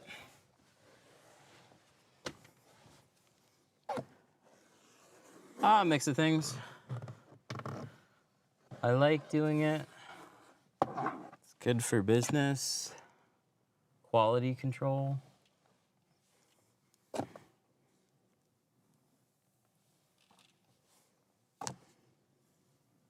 Quality control is a big one.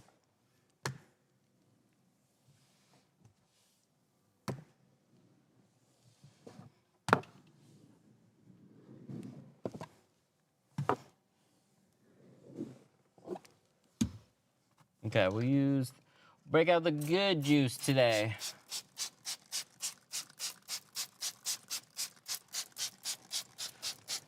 Not that Instagel's bad. It's just somewhere I don't know. So we'll use this instead.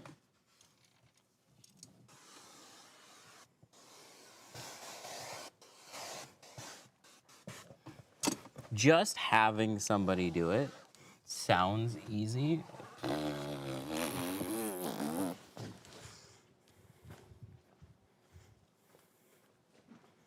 It's every tint shop's headache is finding good people.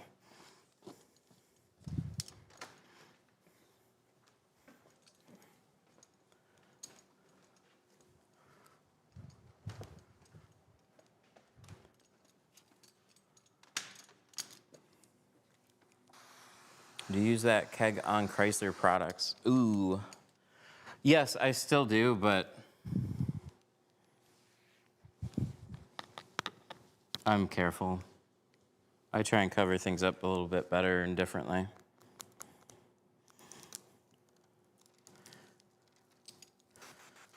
Back in the day, we used to mix baby shampoo.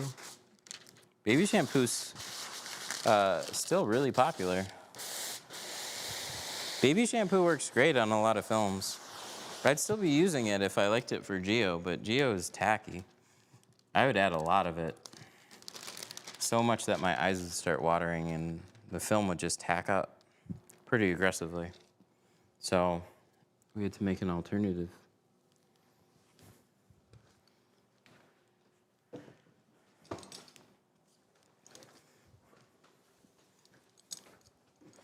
Two 2009 Altima. We have a 2010 Altima as one of the class cars.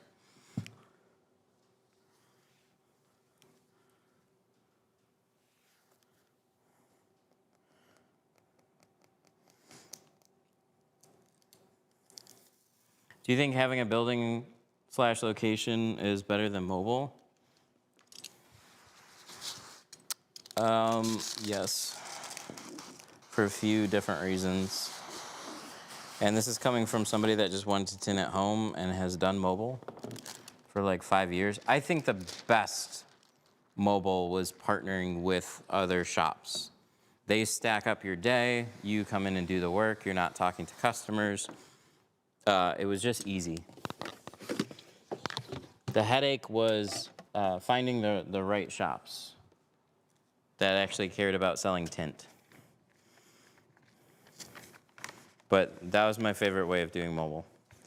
But strictly mobile versus a shop,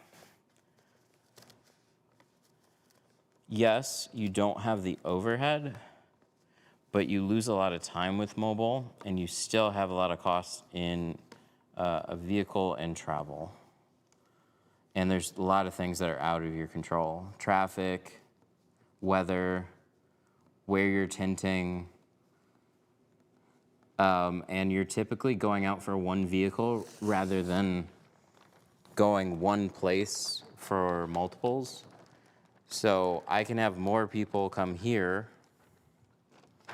and get more stuff done inside the same time frame. Yes, I have fixed costs every month. So like the nice thing about mobile is like if you don't have any appointments, you're not burning technically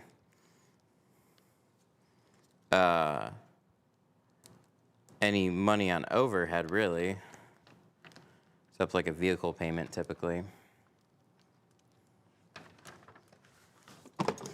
But I find it's easier to advertise a physical location than mobile. And you generally can get more money. More money per job.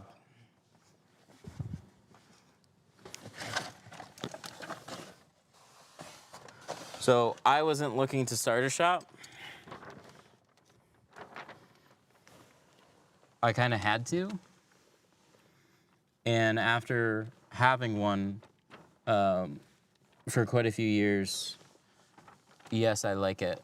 I think what I would like better, though, is tinting from a home location that's just very different from just a house with a garage.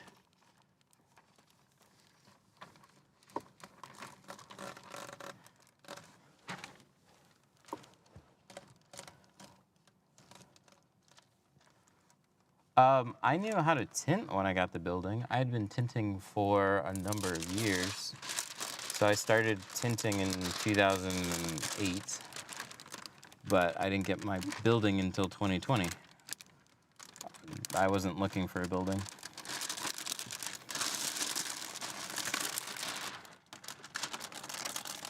And it sure didn't look like this when we moved in here either. grew over time and added fun things.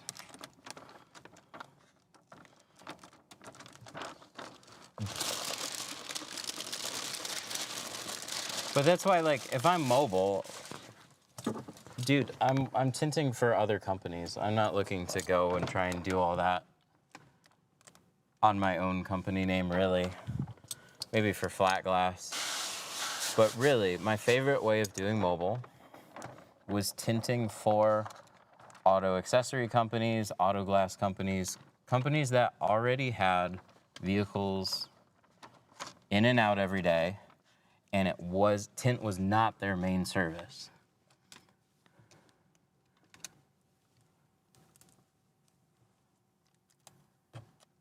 So when I was with a mobile company, the few times I got sent out to do houses, like sent to home locations to tint cars in people's garages, fucking hated it. It was terrible. Not enough space to open up the car, single light bulb in the ceiling, no temperature. Like, it was just like, it was worse than most of the shop accounts that we tinted for. Those shops were not pretty either, but they were at least like, they had automotive space. It wasn't like we had to deal with everything. We still had salespeople. They would book jobs. They would cash out customers. They would tell us what films were going on the car. They would get the keys. And so we'd show up with film, tools. Here's the car, get it done. Yes, sir, thank you. It was great. And then they would typically have more than one car, which is the real perk of working with actual companies. But driving out to tint one person's Charger in a dimly lit garage, and then you gotta pack up and then go somewhere else, like, that's not for me.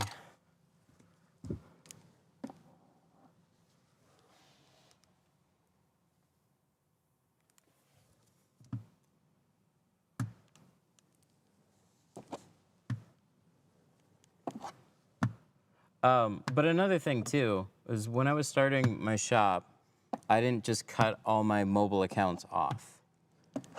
I treated my shop like another mobile account. So 1 foot in one door, 1 foot in another. Got my shop. I didn't have my phone ringing off the hook from day one.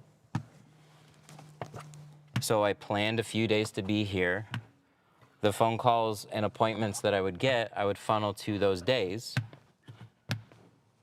And then I would tint other days at my mobile accounts. And then when my shop got busier, I cut off one of those accounts.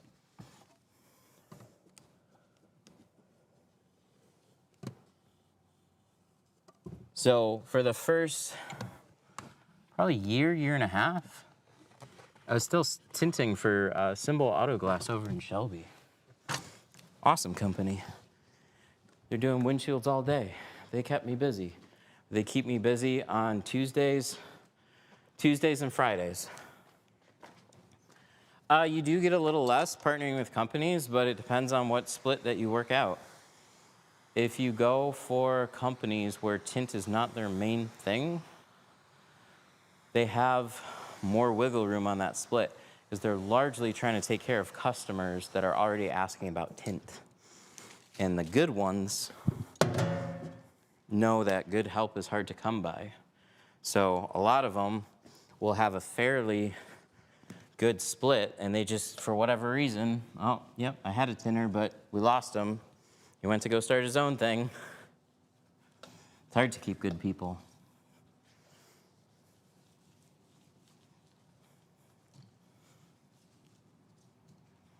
So we were typically 75%,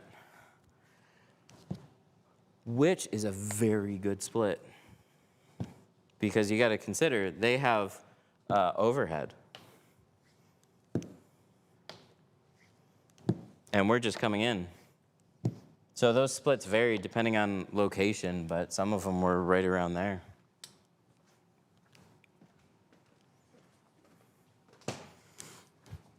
Did you get about 35%? Yeah, this is 35.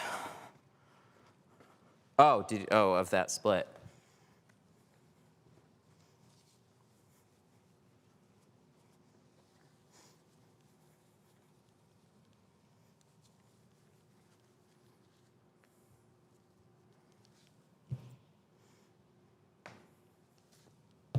Thought we were talking about shade for a second.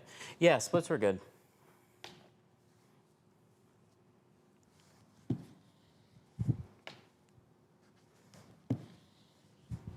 But it definitely wasn't all sunshine and rainbows, which is why I have my own shop too. There are days that they just didn't listen.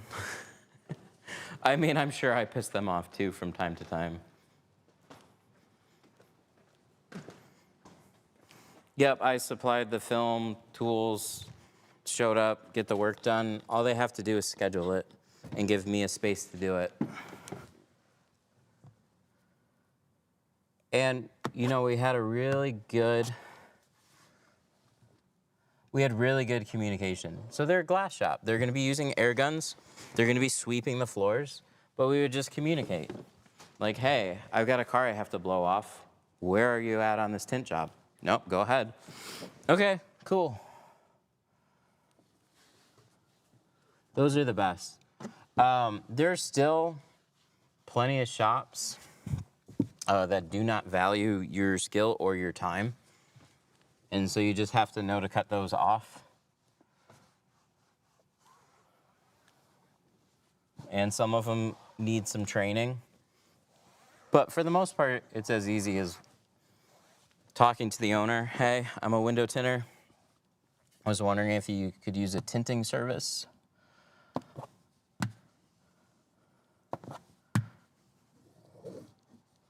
It's really not very complicated because all these people are just like small business owners.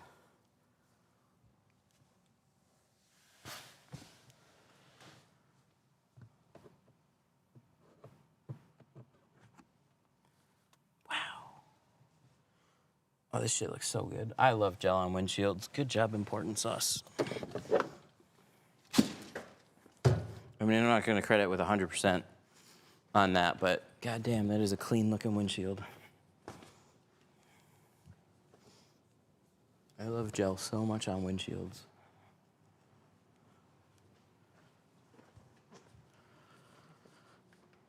Wanted to start tinting this year, and everything I know is because of your videos. Oh, nice. Appreciate it. Does it slide better? I didn't have an issue with it either way on this one or other ones. Like, windshields have generally been fine with Apex. But yeah, like it definitely slid fine. I love it for keeping edges super clean. There's just a certain level of perfection that you can get by preventing water from running back in around this area. You know, it's very easy to have these lower points, little speckles right around there, or in like these upper corner areas. That's typically where I would see something. And as long as I don't have a miscellaneous piece of dust hair sitting somewhere in the middle, which I haven't seen on this side yet, I'm gonna go double check the other side. I typically use Instagel. I have a bottle around here. I couldn't find it, so I grabbed the important sauce because that's another really good one. It's just expensive. I know I used it on this car. There it is. I had it here. I didn't know it was here. But yeah, on this one I use this stuff. Both of them are good. The important sauce is going to be a little bit thicker.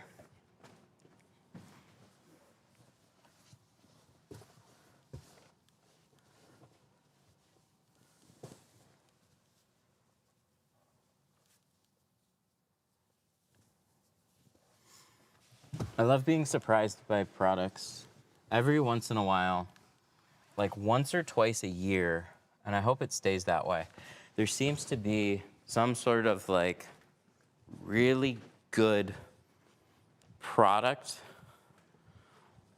or thing that just comes along that like changes your process a little bit and makes it that much better or that much easier.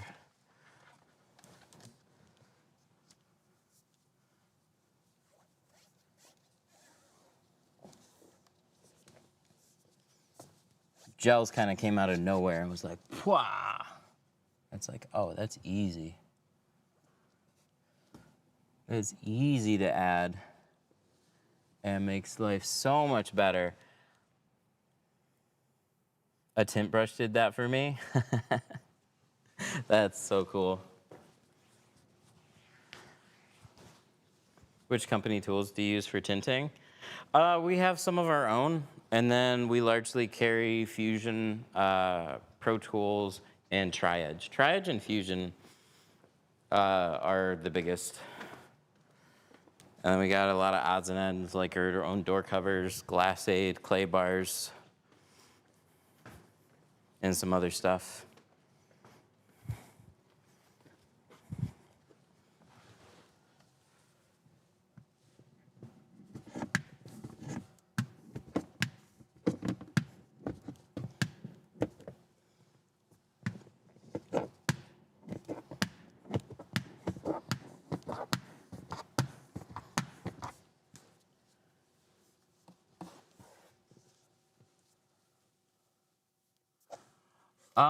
I tried using it on all windows early on, and it's very helpful. And we might start using it more when it gets hotter outside. We're just gonna kind of see how the summer goes. Tint slip works really well at being a slip solution, and I don't find myself having to add more than like 3 ounces in my keg very often at all.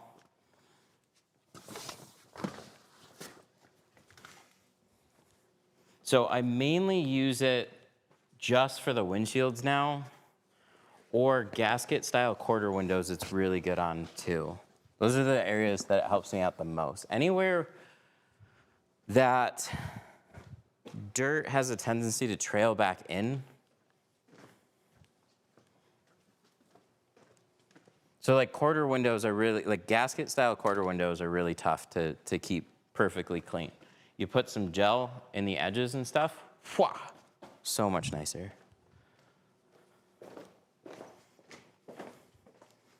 More consistent, nicer. They're just good.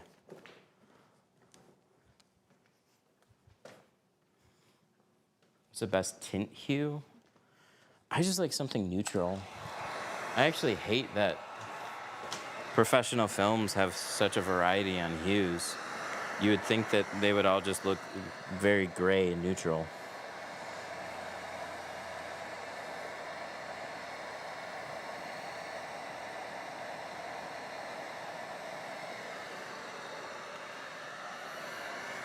You think the best color in a film is something that's you don't think about. Just look at the car and you're like, ah, that looks nice.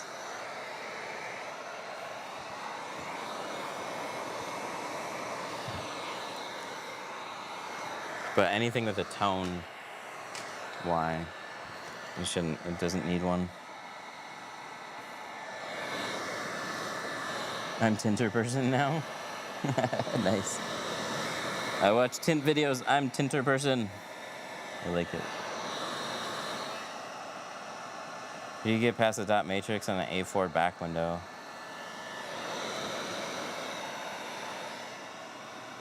Get past the dot matrix.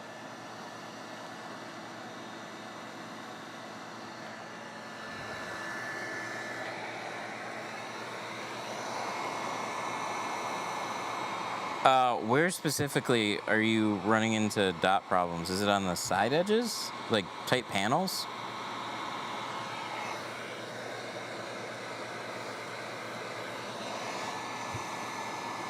Because that's what I run into more often than not. Like Audis just have super tight seals and paneling. Tolerances are super tight. If you were to hire somebody, what would you look for in a person? I haven't really had to hire many people, and I go more off of vibes, but I'd say I'm not a great person to answer that. Probably one of my weakest points is delegating. I tend to just like look at something and try and do it myself. If I was better at hiring a team, we'd be a lot bigger than we are now, I think.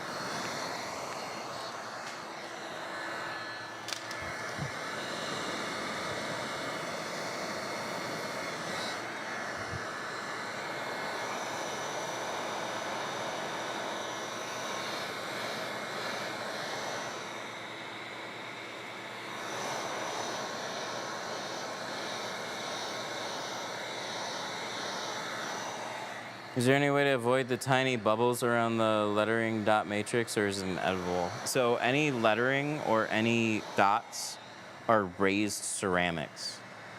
So the whole reason you see silvering is because the tint does not fill in those little gaps.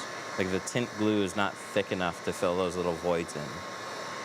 So it's always inevitable. You can have it filled with water, you know, just like look completely invisible when you ship it. It'll dry and it'll show. The only way to get rid of it is to like fill in that void. You either like heat up the film really hot and you press it and get that glue to like mash around each one of those dots to perfection, which is like near impossible to do. Or you just accept it. I mean, some people will sand some of the heavier areas away. Or they fill it with a glue. The same car, my tint looks like shit though. That's unfortunate. But this is still gonna have the silvering around the dots. Like we have a dot matrix border here, one on the quarter windows, and I think on the windshield too. I don't think those were laminated in. So you still see that. It's unfortunate, but there's just no practical fixes for it, which is why it still exists. I'm gonna roll down this both of these back windows a little bit.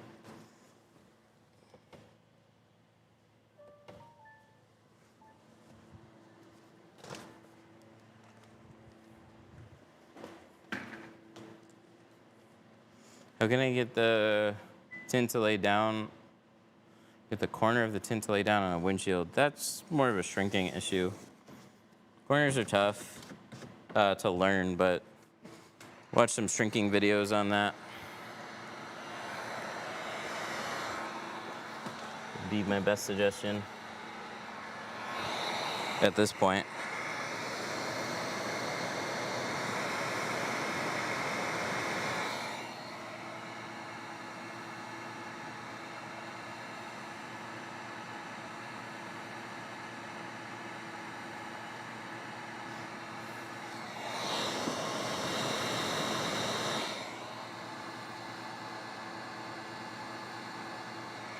There we go.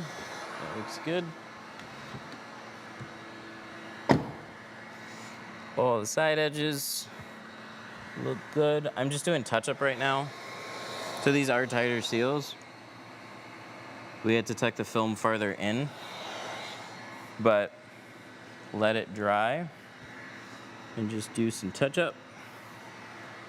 Looks good. What's the setup? Live streaming? There we go.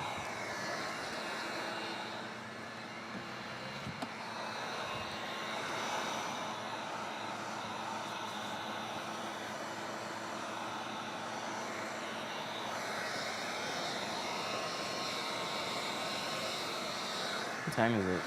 4:30. Not bad. Actually. Oh, on the Kia. So, 15 on the front doors, 5 on the back.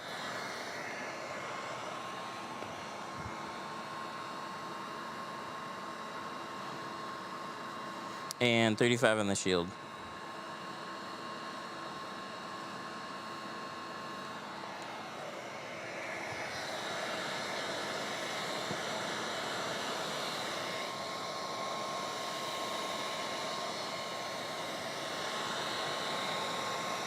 And the most annoying spot goes to like right up here. It's hard to stuff a tool up there.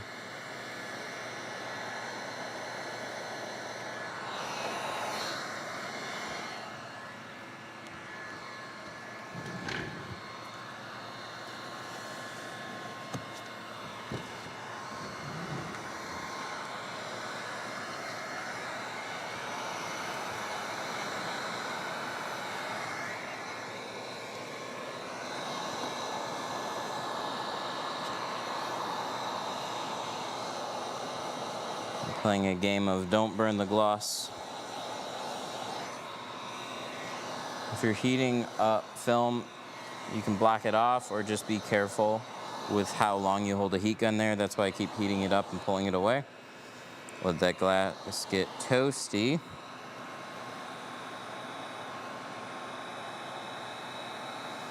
And then we got a little line. Just gonna push the air out of that.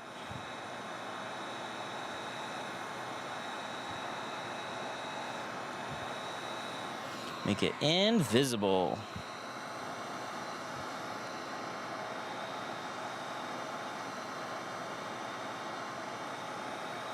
It's hard to see though. There it is.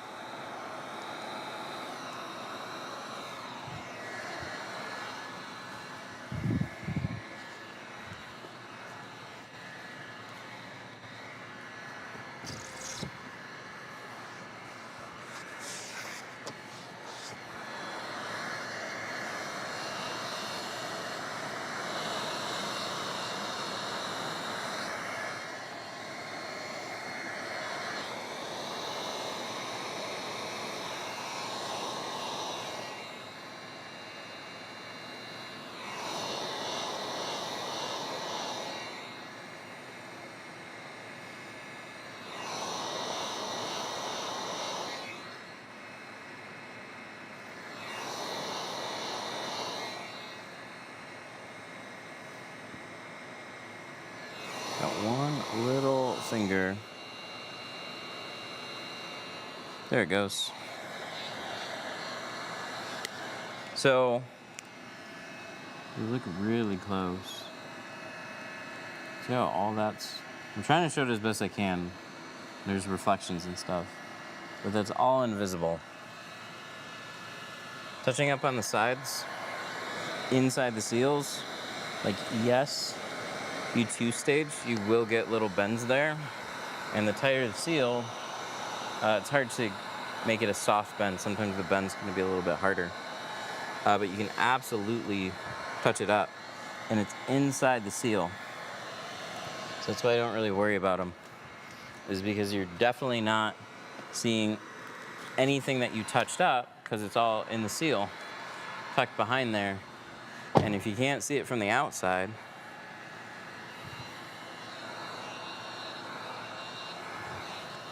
like, there's nothing to complain about. Kias are gangsters. Are gangster. Dude, Kia styling came a long way. For sure.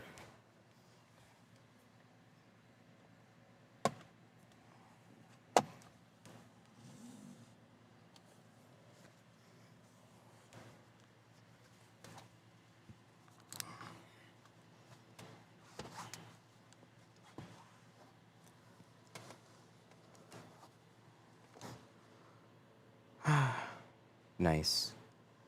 See, if a windshield goes like this, I'm happy, not a problem doing windshields. If a windshield sucks to do, I'm not happy. Oh, look at that, TikTok again. Do you get your tint for free? No, we pay for it. But we're a distributor too, so.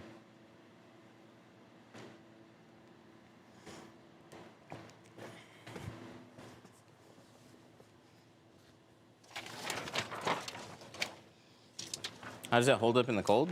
Oh, just fine. It can be freezing, snowing. You can still ship it same day. You don't have to let it wait in the garage to dry for a couple days or anything. It's perfectly fine. This is my favorite tint channel. Aw, thank you. I try.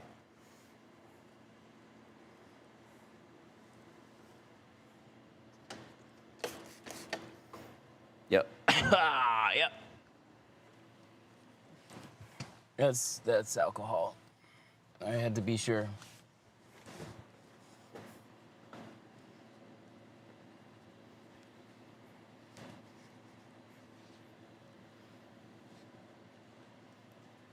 Oh, that's so nice.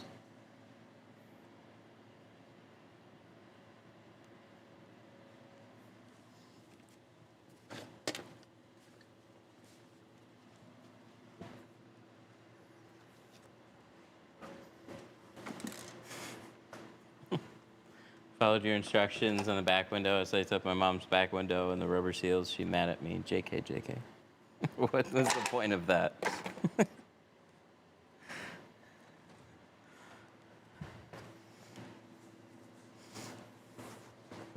Oh, we still got, I think, to wipe down the very back window and we're good. We've been spending all this time on the windshield. But the windshield looks so good. If I get the windshield looking like perfect, I think that's what makes the best jobs for me.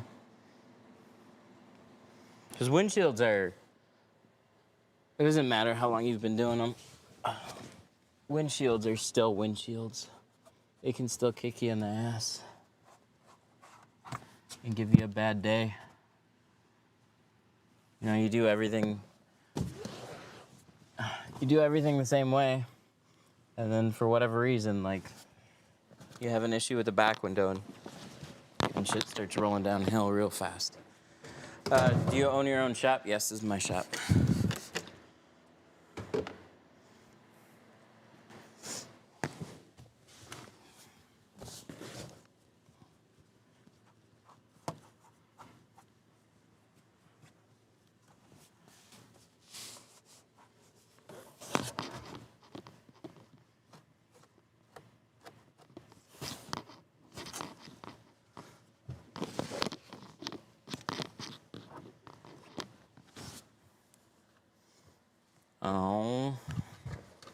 Oh, nothing with the tint. I forgot.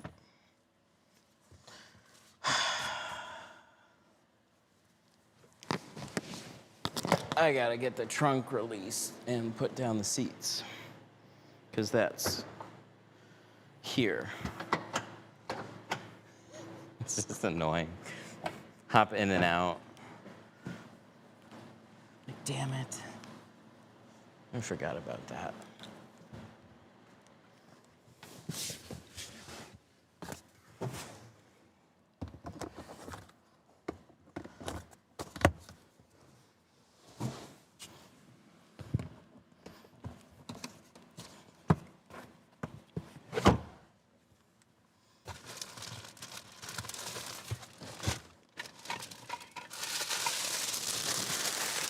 Good.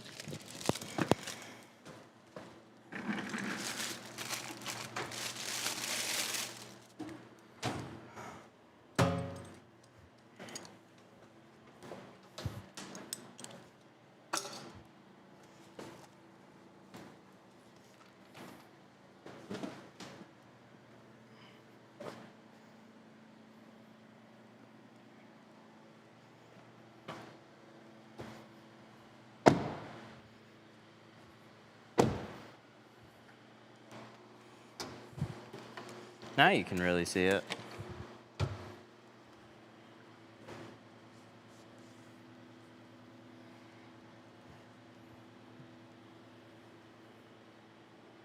Except for that other door's open.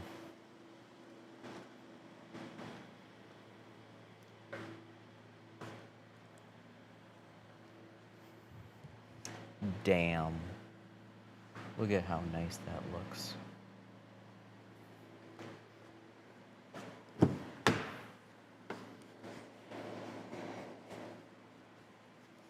Perfect.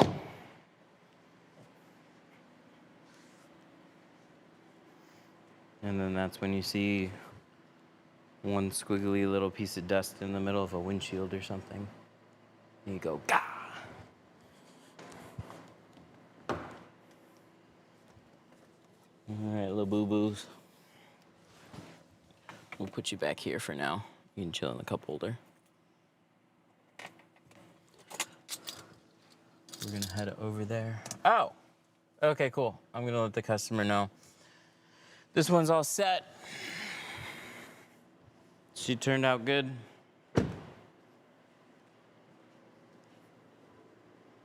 $35 in the shield.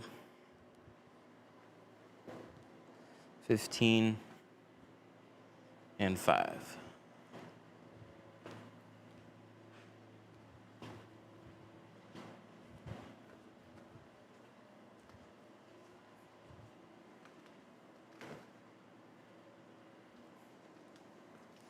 All right, thank you guys so much for watching. I appreciate you.